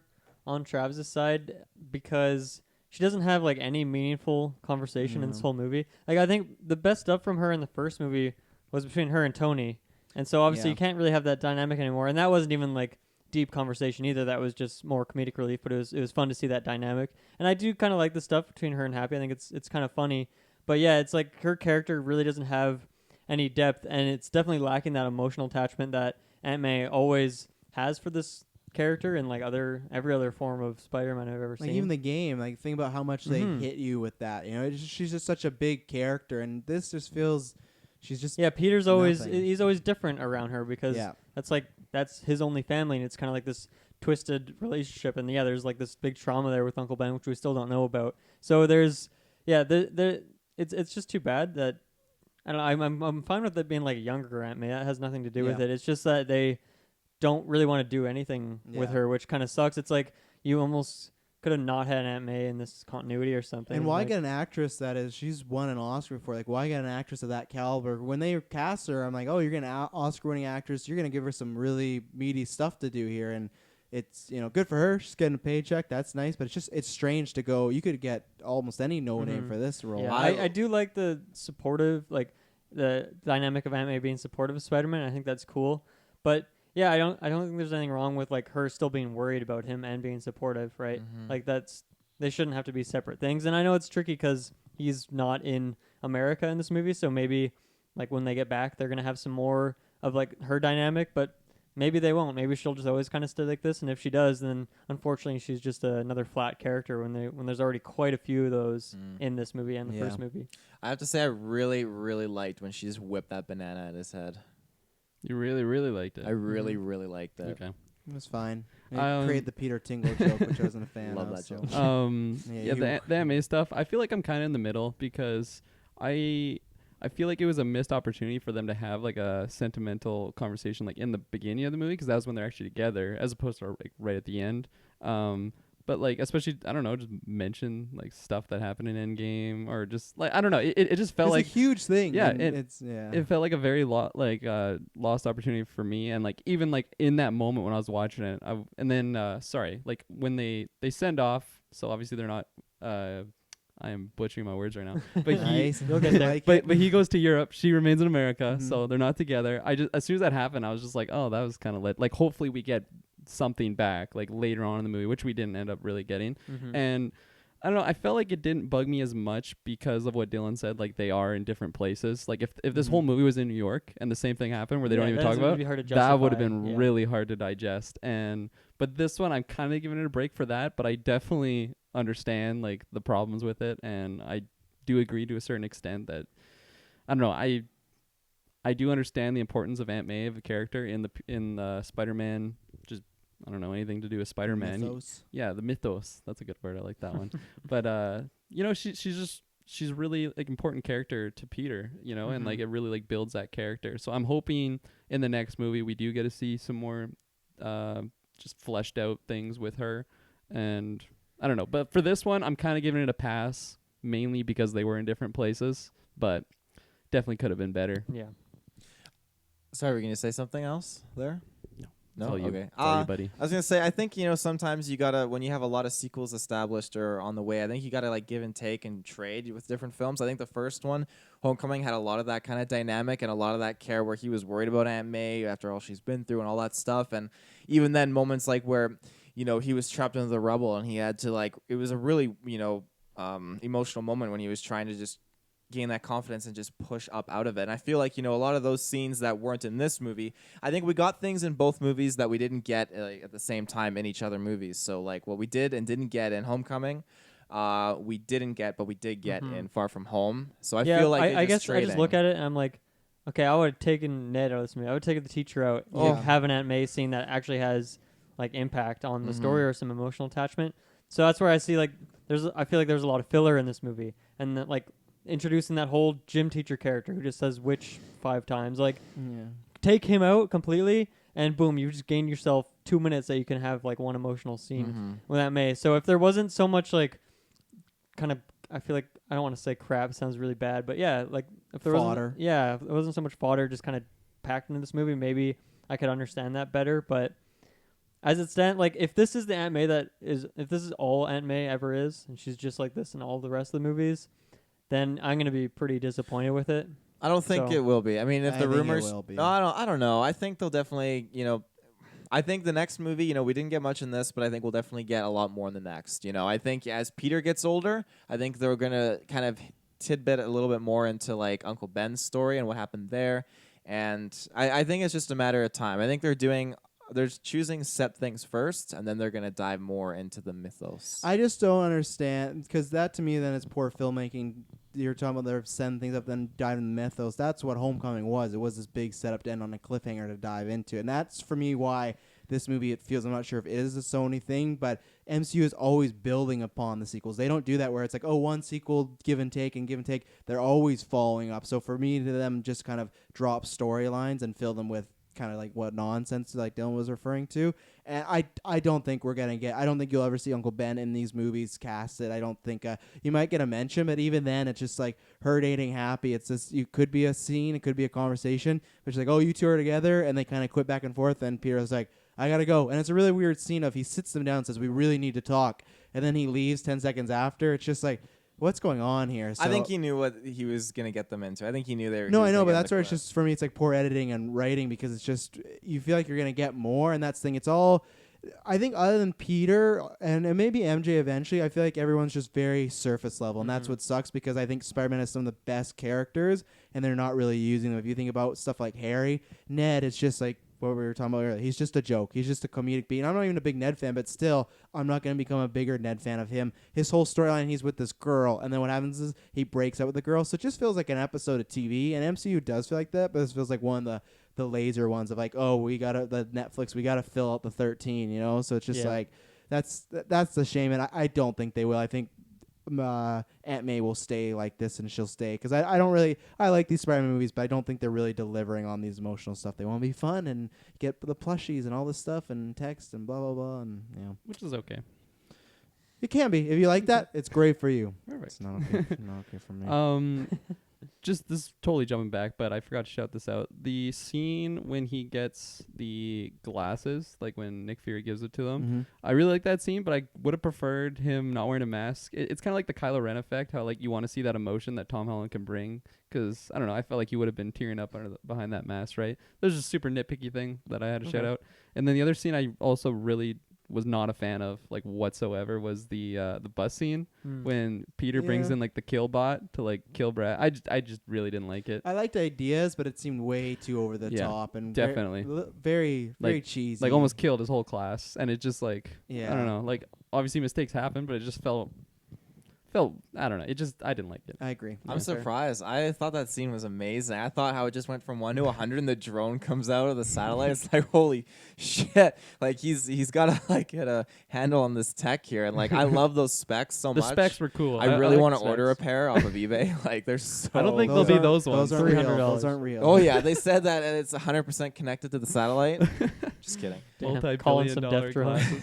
But like when he jumps out of the van and then like shoots down the drone, I thought that was when MJ would have like noticed because like I don't know, that's just they didn't mention it. Maybe She she didn't was. notice. Maybe she was the only one I don't still know. looking And, at Peter. like, I felt like it Oh, you would just have. jumped 10 feet in the air. Well, she didn't mention with that that. drone. She didn't mention that though when they're on the bridge. She Like did she not. mentioned Washington. She mentioned all these things, and I feel like for the type of character she is, she wouldn't really care about baby goats. Like I don't know. I just feel like she wouldn't. I agree. Mhm. Yeah, so she would just be I in don't the think back. many people would care about baby goats. I would. I would totally look. You think every single person on that bus cares about baby goats? I can't speak for everyone that would be on my bus, If but it's I would yelled, be looking. I think yo, he's right big about MJ goats. though. He's right about MJ. She ain't Yeah. gonna Yeah. give a fuck about no baby. No, goats. exactly. And like she would have just been in the back, just watching Mhm. Peter because she liked him, not just because she thought he was Spider-Man, which we found out later. It was just certain stuff like that I had irks with, but those big Mysterio Mhm. moments kind of kind of outweighed those. Yeah. I have a couple random thoughts. I like the 2 new suits that we get in this Mhm. movie. Both of The them advanced are suit too. Do you nice see and it? fresh. Oh, when he was scrolling through. Yeah. Oh yeah, yeah. yeah, yeah. The yeah, real that was Iron Real Spider? quick, Yeah. yeah. They won't do it. And as my nickname alluded to, I like the night monkey joke. That's a fun Mhm. one. I to love when he me. was watching on the news too. Yeah. Because like they don't even translate in English, but you can kind of figure out what it says. Yeah. Night Monkey! It's We're like up here. Mysterio. What's his name? Yeah, yeah, so good. And I like that during that the Mysterio trippy sequence, there's that quick flashback of this homemade suit.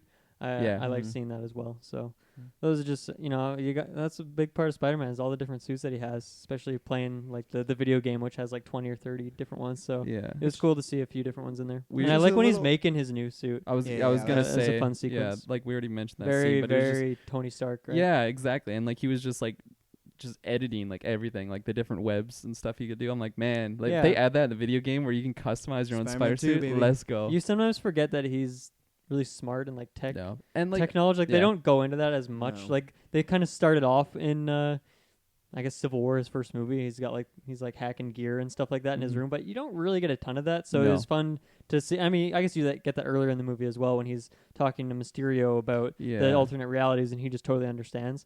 So I like we get a couple moments of that, and it's a good reminder that he.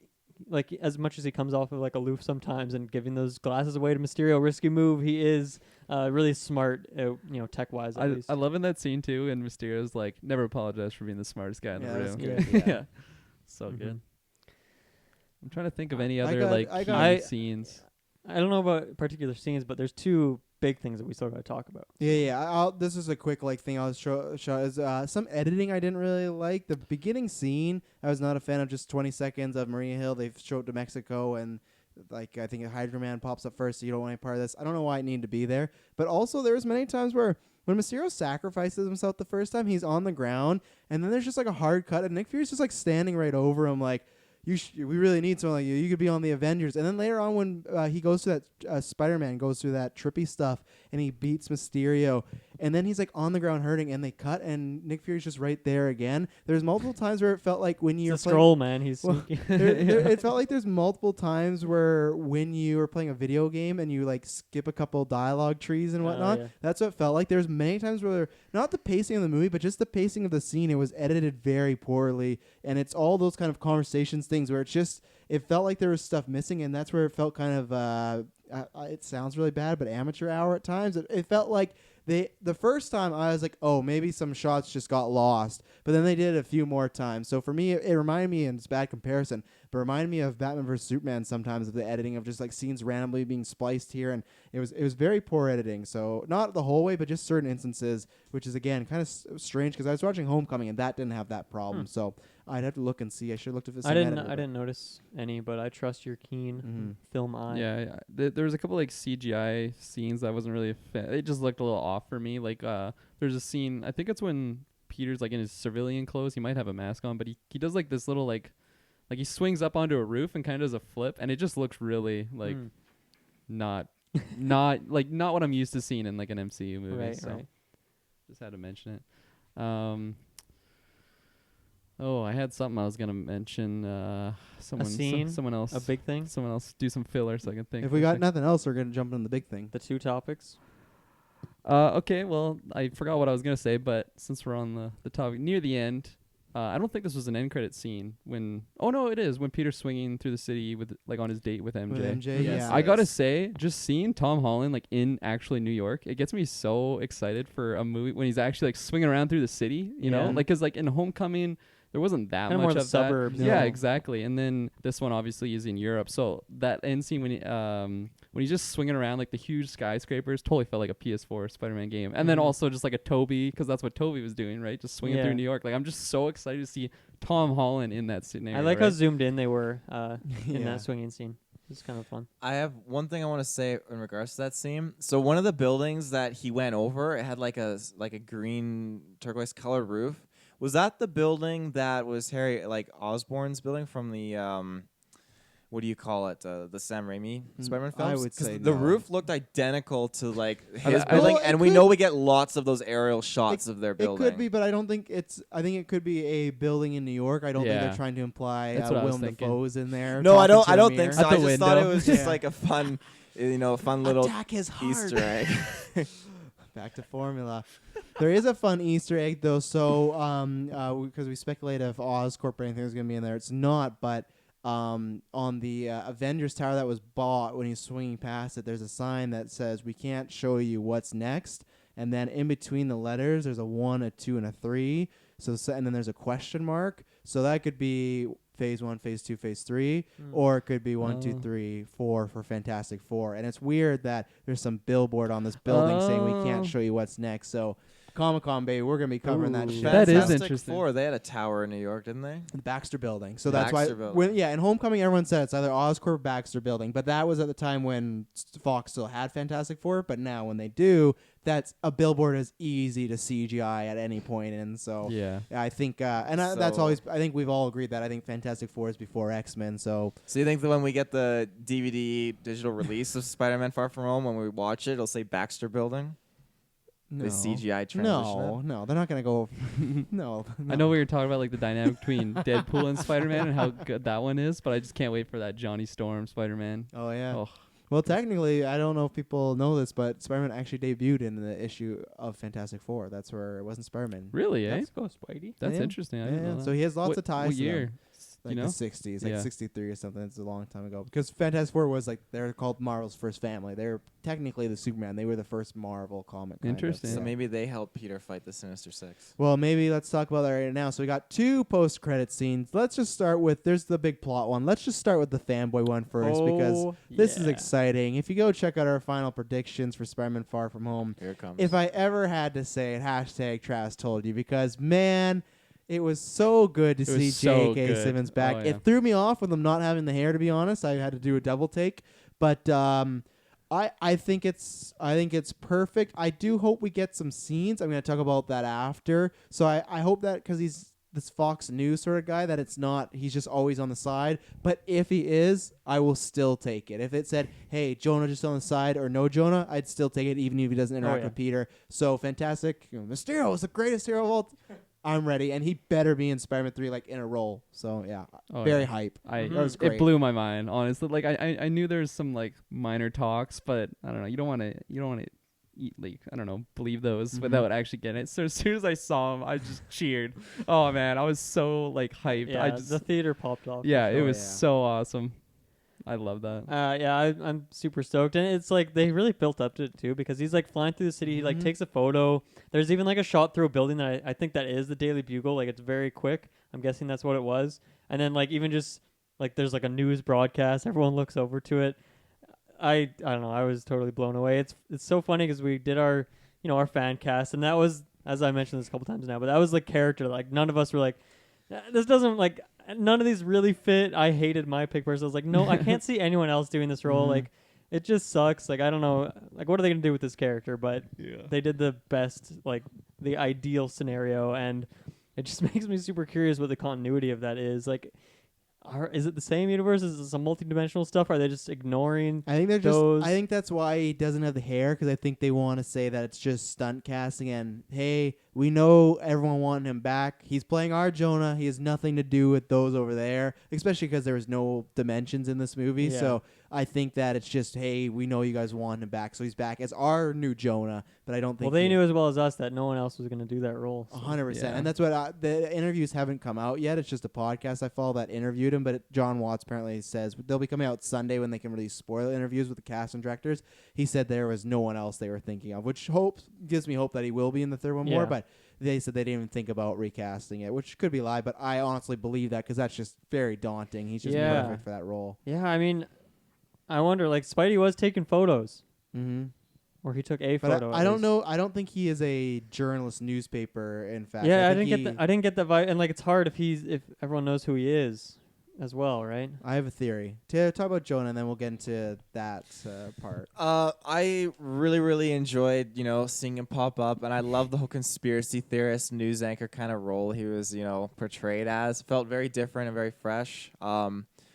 when he was taking the pictures, I got that vibe like, oh, maybe he's doing some photography. And then as soon as Jonah popped up, I was like, oh my god, like this is all the dots are intertwining now, they're connecting. And I really want to see the dialogue between those two characters, Tom Holland, Peter Parker, and J. Jonah Jameson, because it's just great. Like I started pulling up like clips of Sam Raimi's J. Jonah Jameson, where he's just laughing and just all the great stuff, and I want to see that. Yeah, it's iconic. I want to see that with Peter Parker. But like we said in our like predictions cast, like it's gonna be hard because with Tobey Maguire and Jameson, like Tobey Maguire just has that innocent, awkward, like The you puppy can just dog eyes. you can insult him and he's just gonna take it, 'cause he's just as do-gooder, down to earth to his core. But like when you throw in like Peter Parker, Tom Holland's Peter Parker, he's so different and he's so like snappy and talking. But I can see him walking into like the office and like picking things up, like, oh, this is cool, and Jonah like yelling at him and freaking out,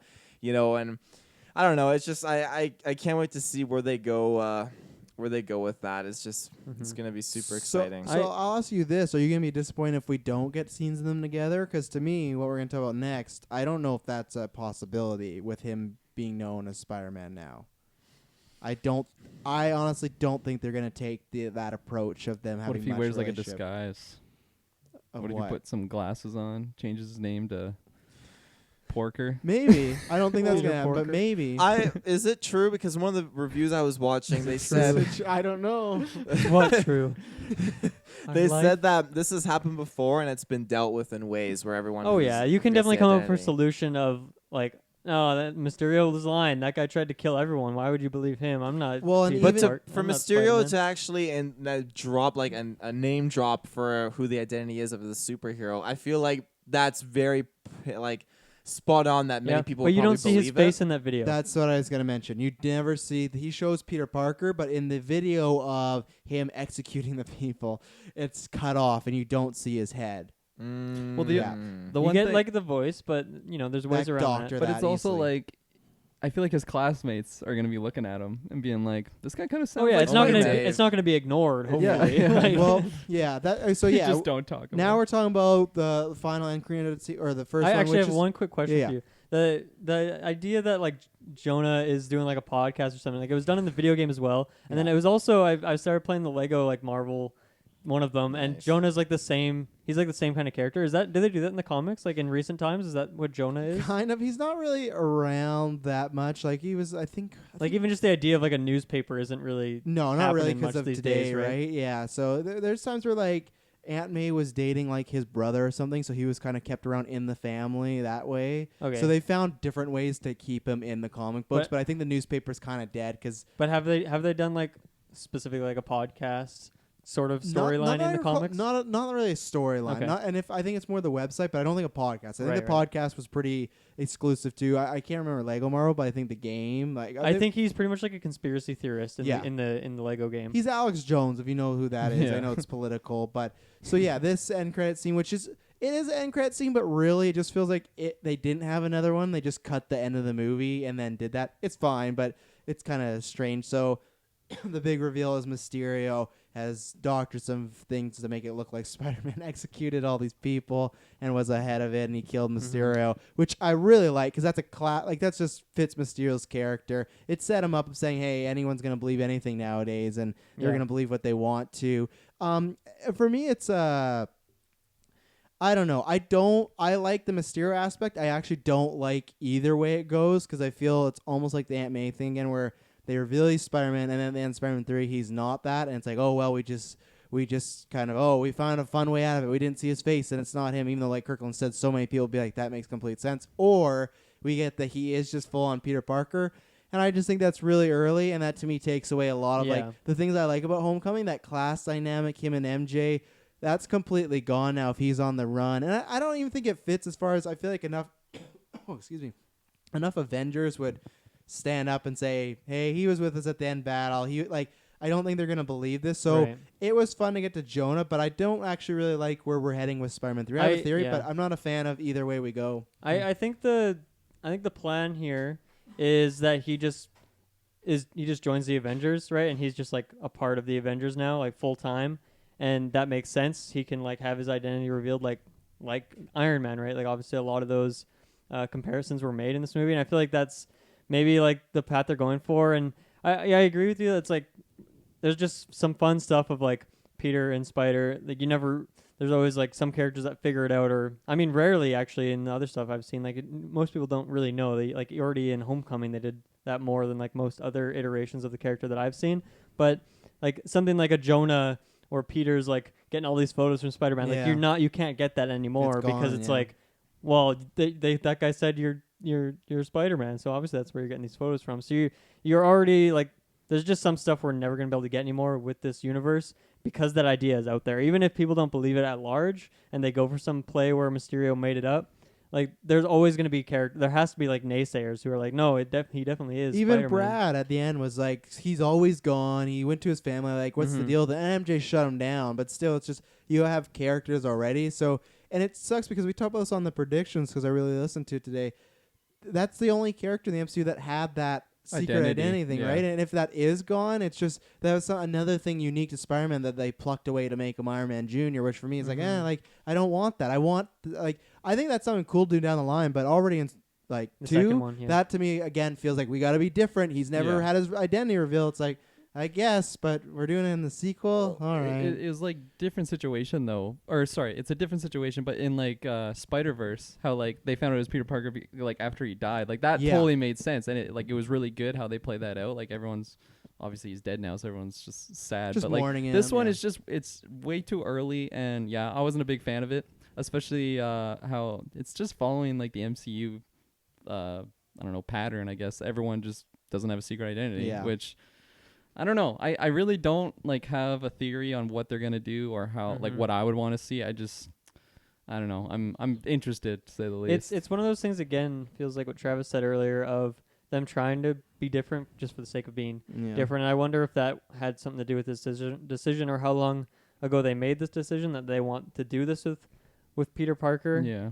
And I don't know. Like it could go either way. I could end up liking it, but like initially it's just once again just so different from the Spider-Man that I know that I feel like who can really predict what they're going to do next with this character. Yeah. And there isn't like I feel like a ton to look forward to in terms of some of that classic Spider-Man stuff that I love. Like we've already lost so much of that. Yeah. Even like if they ever want to do Harry Osborn down the road, like that classic story is kind of out the window now because that dynamic is already, I guess, like you could still do some aspects of it, but the dynamic that he like finds out or Peter's a bad friend because of these reasons, like that's kind of gone as well. So Mhm. And before Taylor goes, because I know you're talking about, and I think it's valid if people like these takes, that's great. And I think some people might push back and be like, oh, well, we have seen the Harry thing done before. Why would Mhm. you want to see it again? For me, why I was so excited with the Marvel partnership is I want to see them do it perfectly. You know, like I feel like you look at Amazing Spider-Man and Gollum Yeah. there, it's like, it's been a while since we had a good Harry yeah, Osborn. like back to the burger thing. It's like I went to a burger joint and it got burnt. I'm not gonna not go back. It's just I'm hoping when I go back this time, it's like, oh, it's a new ownership. You guys are gonna make a great burger, and it's like, oh, you took away that sauce I like and that thing, and that's where I think you can have that if you like that they're doing different stuff. I think that's great. It's just that's for me. I remember when they got that partnership, it was like, oh, we can finally see this stuff done just the way I thought, like just in a perfect way. Like even stuff when we talk about like X-Men, you know, we're like, oh, we hope they can do things where these aren't these characters, these aren't these themes. Like let's get a real nice, like Mhm. great adaptation like these other characters. And it does feel that they're kind of scared to do those, and Yeah. they're gonna I- change it up. And if you like that, great. But I could see a same. storyline.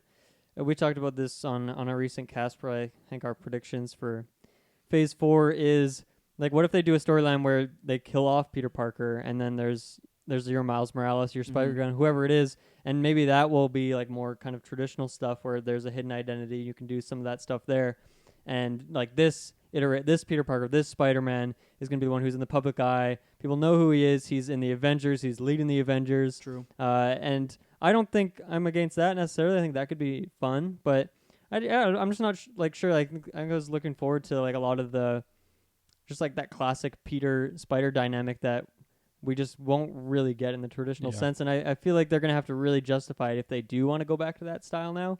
But I feel like once again, like they just really want it to be quite distant from what you are expecting or what you know. And I mean, maybe that's just like my limited knowledge. Like of all the Spider-Man stuff I've seen, I've never seen that. Maybe it's been done in a few comic runs. They I'm have, sure they, it's- ha- they yeah. have, yeah, they have Definitely done been it, tried. but I don't think, and that's where it's coming down to personal taste. I don't think those have been his strongest stories. You know, like Civil War was good because he did that, and then all the villains are like, well, we know who he is. Let's go get Aunt May. But now, I guess, and that's where I have a theory about. Wait for Taylor to talk. And we don't have that many villains, and Vulture didn't strike me as the guy. I know he said he'd kill his family, but at the end of the day, he knew who's. And it's weird because it's fine, but they can't do anything with that storyline now either. That Vulture knew who Spider-Man was. Everyone in prison said, "Oh, you know who he is," and he's like, "Oh, you think if I knew who he was, he'd be dead?" So it's like that. They are clearly playing something fun. Oh, Vulture knows his identity. How could that play into it? Nothing now. It's just Yeah, good okay, point. and that's where it's strange. I really do question like some of those decisions at the end of Homecoming, even like the Aunt May decision. Like maybe they didn't know if they were going to get the rights back, and they just wanted to do something flashy and end the Yeah. character off. And I don't know where are the rights at now. Do we know? Like, No, we won't know. I bet till yeah. Comic-Con. So And who knows what's happening behind the scenes? But maybe that's the reason they want to do this. They don't know how long they're going to have Spider-Man with, so they're trying to just do something different and something that's. And maybe they're trying to set it up so that you could kill him off and like people would be okay with it because it's like, it's not the Spider-Man that I know and Mhm. love. It's a different version. So if they Well, switch it up, I think it or also justified. sets up if he's a criminal. It has, and let's say they end this movie. He's a criminal, and Sony decides they're going to take Spider-Man back and not have him in the MCU. Easily, the Avengers would be like, "Well, Spider-Man's a criminal. That's why he's not in the Avengers." You know, like, and they won't say that, but just he has too much heat on him. The public doesn't trust him, so they can easily write it off. Taylor, what do you think about all this?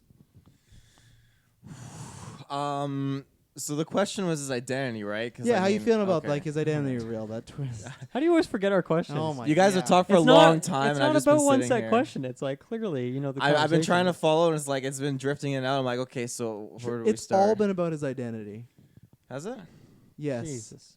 I'm not surprised. I feel like, everyone knew his identity. I was groomed into this. I was talking about this before. When he came back and all 5,000 Avengers freaking knew his identity, I was like, this is no surprise. So, as I said, there's probably guys up on the highway off the Thanos battle probably watching, and they're like, oh, it's Peter Parker. There's no highway once again. There's no one around.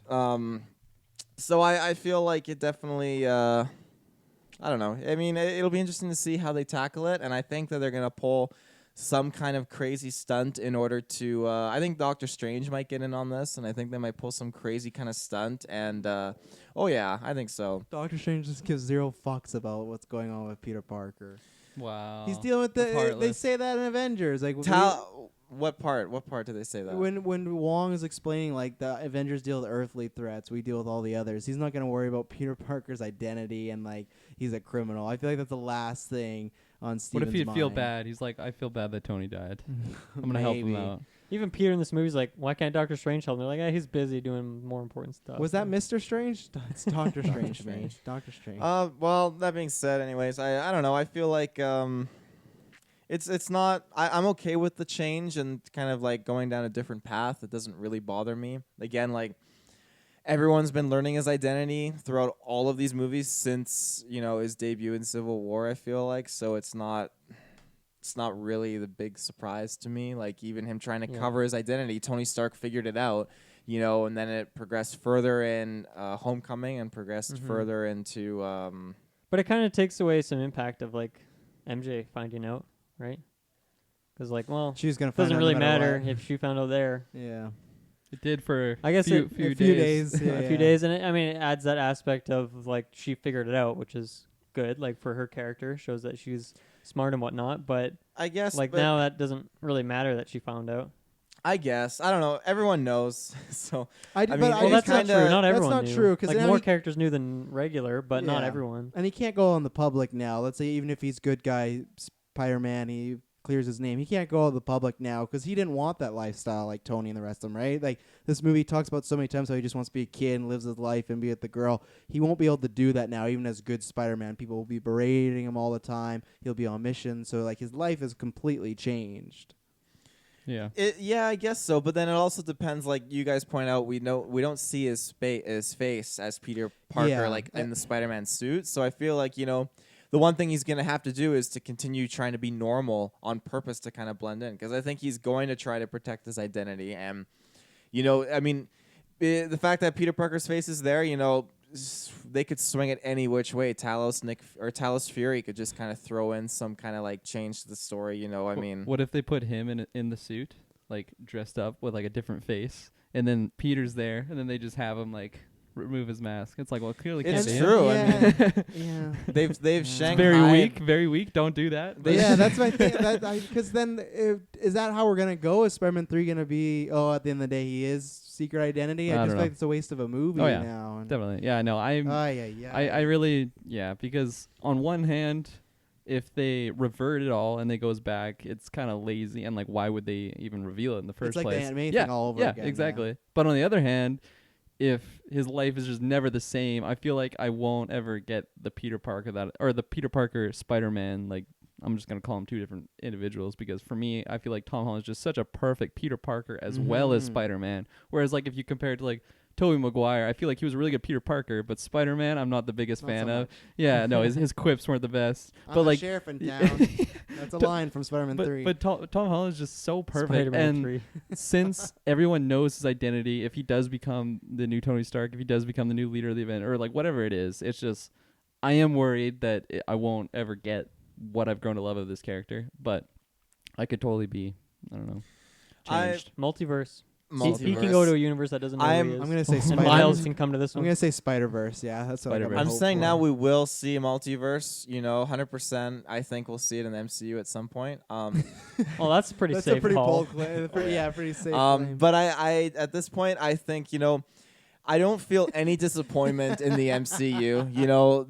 They've done such a great job with their movies, and Oh, really? Justin Hammer, great character. Justin Hammer, they've done a great job with their movies. I'm not saying every movie is okay. perfect, because like with the qualities that they choose to put in these movies, like the they characters. choose. Yeah. But Dark I think, World is going to be a shit movie because then it will get it people all hyped comes for back this to movie. And we're Dark gonna World. Go back to it in Endgame. all People are comes gonna back love to it Dark after. World. I thought about the multiverse if they went to multiverse, grabbed Toby, and then threw him in the Spider-Man suit and framed him, and they just lock poor Toby up in this universe. Puppy dog eyes. I Yeah. I think takes it's it. somehow they're going to they did this for a reason. There's a bug on the Tim Hortons box. They did this for a reason, and I have no doubt that everything will be fine. I 100% think that they're going to weave this into a larger story that will justify the direction that they're heading. Because already Feige, he's got that 10-year plan. I think he's looking at it. But He's got the plan. that's where I set. always push against. That's why I feel like these feel so different, because this one's not just Foggy. He has to work with somebody. And as I was just Who do you referring work to, with? he has to work with all of Sony. They don't. Oh, they're own golf Spider-Man. games, right? Oh, Right. Yeah. And that's where I don't think it's as bad. But even referring to like Perlmutter and like, oh, you can't have a female villain. There could be stuff like that. Even stuff right now when they're like, oh, we want Venom in there, and Feige's like, well, it's up to Sony if they want to do that. And I just feel like he'll be sitting there like, fuck me, like yeah. I don't want to be doing this. So that's the thing where, and you say they're gonna follow up. They didn't follow up on Aunt May at all, so that's why I don't have faith that they're gonna follow. No, up. but sometimes Literally they're 5 going. minutes in the You movie, gotta go they'd for be the like, Mysterio was larger. lying. They're going for the larger story, though. That's what they're aiming for. yeah. I mean, if, We'll if those see. posters are anything to go off of for Sony, I mean, it's not looking too good. But I feel like Feige and Sony, they're going and they're playing. Maybe they're not playing golf right now. Maybe they're playing bocce, doing some playing skeet bocce. ball. I think they're gonna dish it out. They're gonna hash it out, and they're gonna collectively come on to something really, really good. I think the next Spider-Man is going to be a great, end to that trilogy. If we are getting the 9 films, I think it'll be a great end to his kind of little trilogy in high school and what they were going for. I also do want to shout out, it's very sad to have our first MCU movie with no Stan Lee in it. Yeah, that was. I was gonna Very, shut very that sad. too. Yeah, it was big bummer. Yeah. So my theory for Spider-Man 3 is, so we got Jonah around. Dylan, you're probably not gonna remember this because it was like season 1 of Spider-Man the animated series, but this is from the comics as well.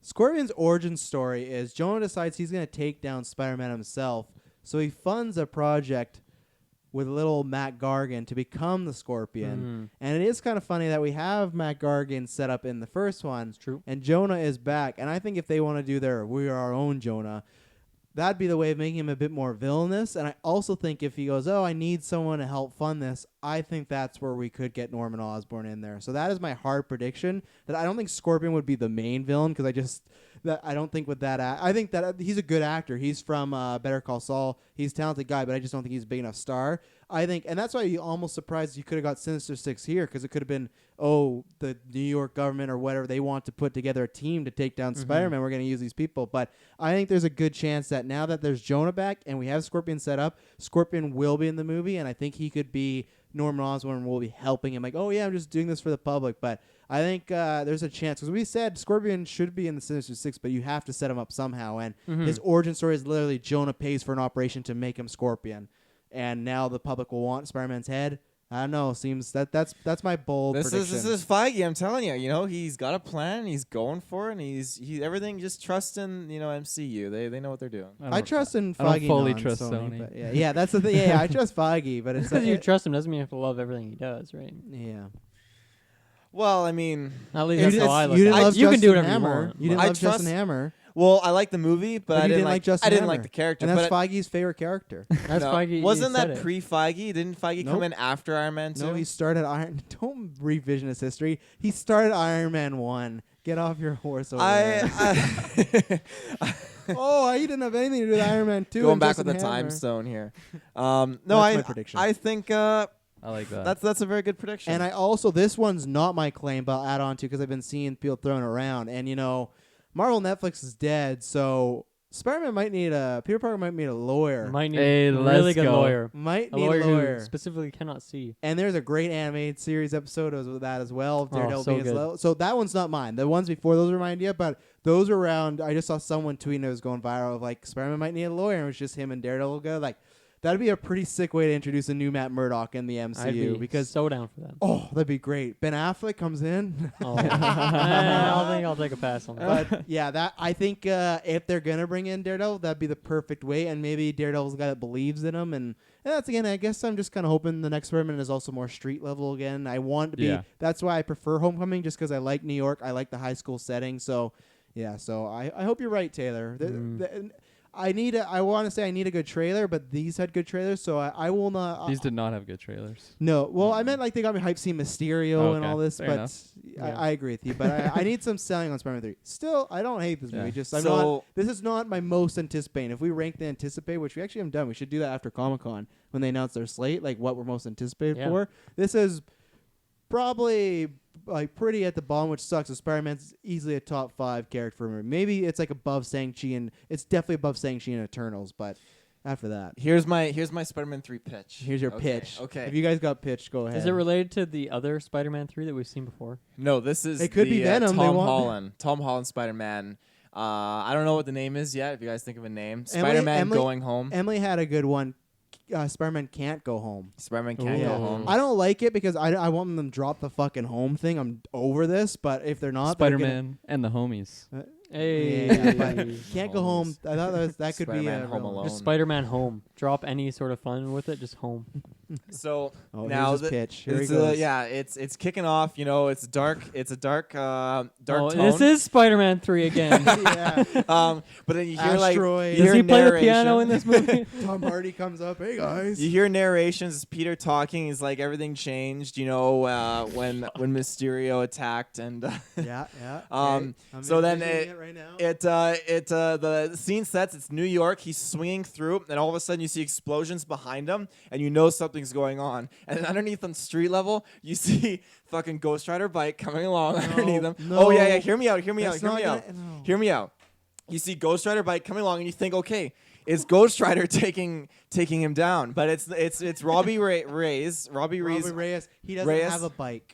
Oh, get He's got a fucked. horse? In this though, He's he got a does. No, because he doesn't. He has didn't a get show where snapped. he He loves didn't. cars. Hear me out. Hear me out. This Everyone's is got the a pitch. bike. This is the pitch. He didn't get snapped, so he spent the time going from upgrading from his car to the bike over the 5-year period. And everyone kinda like thinks a that downgrade. he's, Yeah. everyone So thinks that he's lost 2 taking wheels. down. He's taking down Peter. But it's not, and this leads into the Spider-Man game where Peter gets a Ghost Rider suit. Not gonna happen. Who's the villain of your movie? You didn't give us that. The villain? Oh, it's Scorpion. Oh, okay. You like that part of my pitch. that's Okay, good. fair enough. No, I really like your prediction though. I just feel like Whose prediction? Just Y- for the listeners. oh yeah, thank you for reminding me, Travis Snell over there. Yeah. No, it's just especially since they have all the pieces there, right? They got Mhm. they got JJ in there. probably shouldn't say that. JJJ. They got JJ Abrams in there Yeah. now. J.J. Abrams. He should play Ghost Rider. Yes. I'm down. Oh no, I'm not. I'm out. But no, you got Jameson, you got Matt Gargan. It just, I don't know. Especially last time I saw that was in I think like the PS1 game. So it'd just be I don't know. I really like those characters, so it'd be a cool dynamic, especially since Oh, you got me excited to that Daredevil thought. That'd be good. That'd be yeah. so We good. won the fishbowl. I want the tail now. I want the scorpion Mm-hmm. tail. You know. Dylan, you got a Ghost Rider pitch? Definitely not related to Ghost Rider. As a guy who's not a big fan of Ghost Rider, the character. You can promise me. I'm a fan that you're a fan of Ghost Rider. Yeah, I'll me tell you too. that much. I think we Tune are. in to our July 19th stream because Taylor's Ghost gonna- Rider is in that game. I so. hope I don't want to unlock them before. I want to unlock them while Taylor's there on stream. That's the dream. I want that reaction. That's the goal. Yeah, I think yeah. it's a few levels in. So Yeah. I don't know. I don't really think I have a prediction so much. I would not be totally shocked actually if they did some sort of multiverse where we do get like Miles or Spider-Gwen instead of Peter as like the main character, and then Peter either dies or is just kind of chilling with the Avengers for his stuff, Or in jail. maybe in jail or he goes to some other dimension.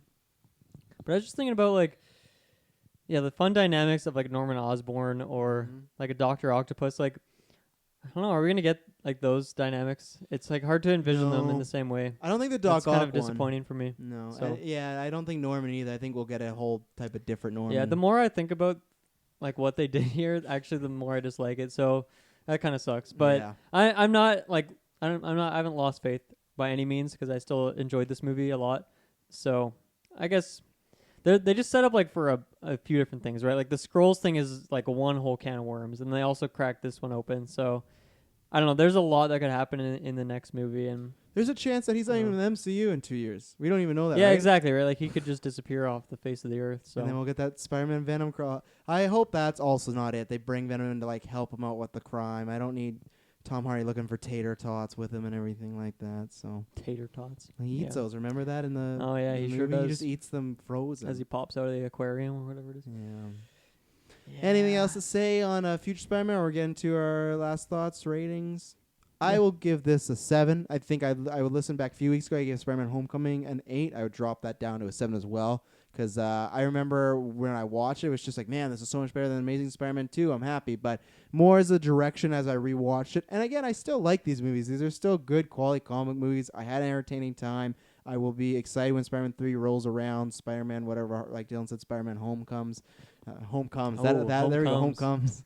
That sets up the porn world for so many good titles. But yeah, it's just like I said, it's that lower tier. It's just strange to me that in these past 2 years, I never thought I would like a Captain Marvel and Ant-Man and the Wasp movie more than these Spider-Man movies, and that's the case. So, and I guess I'm not that mad because they did Mysterio perfect, and we got Spider-Verse. I know that's also Sony, so it's a strange thing. They're like a weird mistress. You know, they give me Venom, but then they give me Spider-Verse, then they give me this. So, who knows? But so that kind of softens the blow because we have that. I'm going to rewatch that a bunch, and they're making a sequel to that. So, like I said, I've just kind of assumed that I'm going to like these movies. I'm going to like things in them, but they're maybe just not for me and what I like. If you like that, that's great. That's awesome. I'm sure there's many things. It's kind of like the Batman and BVS, right? If you like that take, that's great for me. It's just not my favorite. So, luckily, that's getting rebooted. I think that's the other problem. If this wasn't the main continuity, I'd be fine. It's like when we talk about Joker, that's just going to be a one movie off, and if it sucks, it never happened. Where this is Spider-Man in the MCU, and now with 2 films kind of like this, it's just I feel like that's the way we're gonna be going. So yeah, a 7 out of 10, enjoyable. I liked it. I loved some stuff. The Mysterio stuff was phenomenal, especially those trippy scenes we talked about. But yeah, I need some selling on that next one. I need some good tidbits to get me going. As for myself, this one, it falls. After one watch, it's hard to say, and I'll definitely watch this movie a few more times. But like as of right now, it falls pretty much right in line with Homecoming, which is kind of not what I was hoping for because Homecoming's a good movie. Don't get me wrong, but I feel like it's just fine. Like it doesn't blow me away, and it's a movie that's not terribly rewatchable, which sucks for a character I like so much. So I guess I was just hoping for this one to be like way above that, especially like the quality of Marvel has just been on point lately. So yeah. I was kind of hoping for something a little bit more. But I think going into this, what I really, really wanted above all else was a good Mysterio, and I got that. So I'm very satisfied at the end of the day. I had a couple little problems with the character, but for the most part, it was what I wanted from this character on the big screen. So I'm pretty happy with that. But I think along the way, there was just a bunch of things that I didn't really consider. And unfortunately, those things weren't done so well, just with like pretty much all of the side characters, or not all of them, but a few of the side ones at least. But there's also, as we just talked about, like, I don't know, a lot of looking forward with this movie as well toward the end with the end credit scene, even just the last scene. So I don't know. I'm very curious to see what they're doing with Spider-Man at this point. I'm not definitely not at the point where I'm worried by any means because I still really enjoyed this movie, and I trust in Marvel to make a high quality movie because they have been doing that pretty consistently lately. But yeah, overall, like for a character I love so much, little let down, I guess. Yeah. Yeah. Absolutely fair. Yeah, this movie was interesting because, like Dylan, I really needed a good Mysterio. If they would have butchered that character for the first time I seen him on like a live action screen, it would have just been so disheartening. Heartbreaking, Yeah, yeah. exactly. But that fortunately was not the case. He totally delivered. The look of him, just the whole play on just like tricking people. Like I just loved everything that they did with that character, and just I just felt so good. And exactly like Travis said, like this might not be the most top quality like movie out there, but I'm Mhm. totally rewatching this mainly for like Mysterio and like the trippy scene. Like those were just so good, and I just feel like it carried the movie, whereas like some of those weaker spots in the film kind of brought it down. Like those really good ones kind of lifted it up for me. Mm-hmm. So and then honestly just seeing like J.K. Simmons in this movie that Yeah. honestly like jots it up a whole point for me. Like that was just It's so absolutely phenomenal getting to see him in there. And the stuff they did with MJ and Peter, I just love their dynamic and really grown to like that interpretation of MJ. And then Mhm. we've already mentioned it, Tom Holland's perfect Spider-Man. Like I'm not gonna sugarcoat it anymore. Mhm. It's just like yeah, I just absolutely love it. So I was originally gonna give this one an actual 9. An actual 9. An actual 9. Honestly, like J.K. Simmons in there, like brings it up so much more, and the Mysterio is super high. There is some nitpick stuff, but honestly, I'm gonna drop it right back down to an 8, a full point. Snap. I thought you were going up to a 10. Because Whoa. Total Snap. mind fuck there. Yeah. honestly, Wow. that You whole twisted point, us like that Mysterio. whole point that what I'm losing is because of the MJ reveal in the trailer. Like that actually, enough. that actually killed like a lot of hype for this Yeah. movie for me, and like I'm still upset about it. Like honestly, like It's okay. I'm getting triggered. But yeah, Don't worry, 8 in out of Spider-Man 10. 3 they'll reveal something else as well. Oh God, I hope You'll not. forget all about I this. should just yeah. forget. I should just not watch the trailer. I'm for the next surprised they one. didn't put fucking Jonah in the trailers, you know? Like, Yeah, Sony, seriously. man, like, oh, you guys put out some good stuff, but not the best marketing. No. Taylor, take us home with I feel like I know what your score is going to be, but Really, what is it? I feel like you're dropping a 10 on this one. You've defended it pretty hard for points. You Oh know. yeah, he's Yeah. he's clenching his jaw. He's trying to. Mhm. Oh, And there's when, the spot. and when Kirk was Kirkland giving it a fucking 9, you can knows. go back on the replay. He was like, yeah. And then when he said an 8, he just turned away. Like, No, yeah. Yeah, I love this movie. I'm gonna get my tickets again, probably today to see it again. Like You're going to go see it today or are you going to get your no, tickets I'll get today? my tickets to see. Right, okay. right now. I won't do double back to back. No, it was such an overall just an awesome movie. I really, really enjoyed, Peter. I really enjoyed Mysterio so much. J.K. Simmons at the end was great. Like I loved everything they were doing. I was just so on board with, the identity crisis thing. It didn't really bother me that much because I feel at this point, like I said before, I feel like everyone just knows who he is. I'm just kind of rolling with it. I like that Spider-Man's identity is a secret. Don't get me wrong. That's why I really like the Tobey Maguire movies and stuff like that. But in the end, I like that MJ knows. I think it'll be kind of cool. I like the kind of like team up backup kind of vibe I was getting from her from the movie. I thought it was fantastic. But this movie did so much good stuff. And I feel like it's heading down into a direction that I'm super excited for. This easily passes Homecoming for me. And you're going to have to stay tuned to see where it lands on my Marvel ranking list because it's going to be pretty fucking wild. Oh, I'm so excited. for that. Did you give it a number? Sorry, did I zoned not. out. So you're not going to give 10 it a out of number? 10. Oh, okay. Yeah, there you go. Told you. Ladies and gentlemen, if you like this review, Taylor, where can they find us? With your internet connection and your data, because we're data worthy, you can find us on the internet in the search bar, Geek vs. Space Podcast. You can find tons of awesome stuff. There's literally so much cool stuff Ton of to Spidey check content. out. Mhm. Lots of Spidey stuff. Mhm. It's great. And more coming. Yeah, we got lots of reviews. Just subscribe everywhere, whether you want the video or audio feed. Just go to the description of this podcast, and you got everything and where we are. So thank you very much for tuning in this review. We hope you enjoyed it. We hope you enjoyed the movie. And until next time, it will not be boring. And will we catch them on, Dylan? What's that? What will we catch them on, I think Dylan? we'll get you on the very specific web. Catch you on the we'll get web. there. Boom.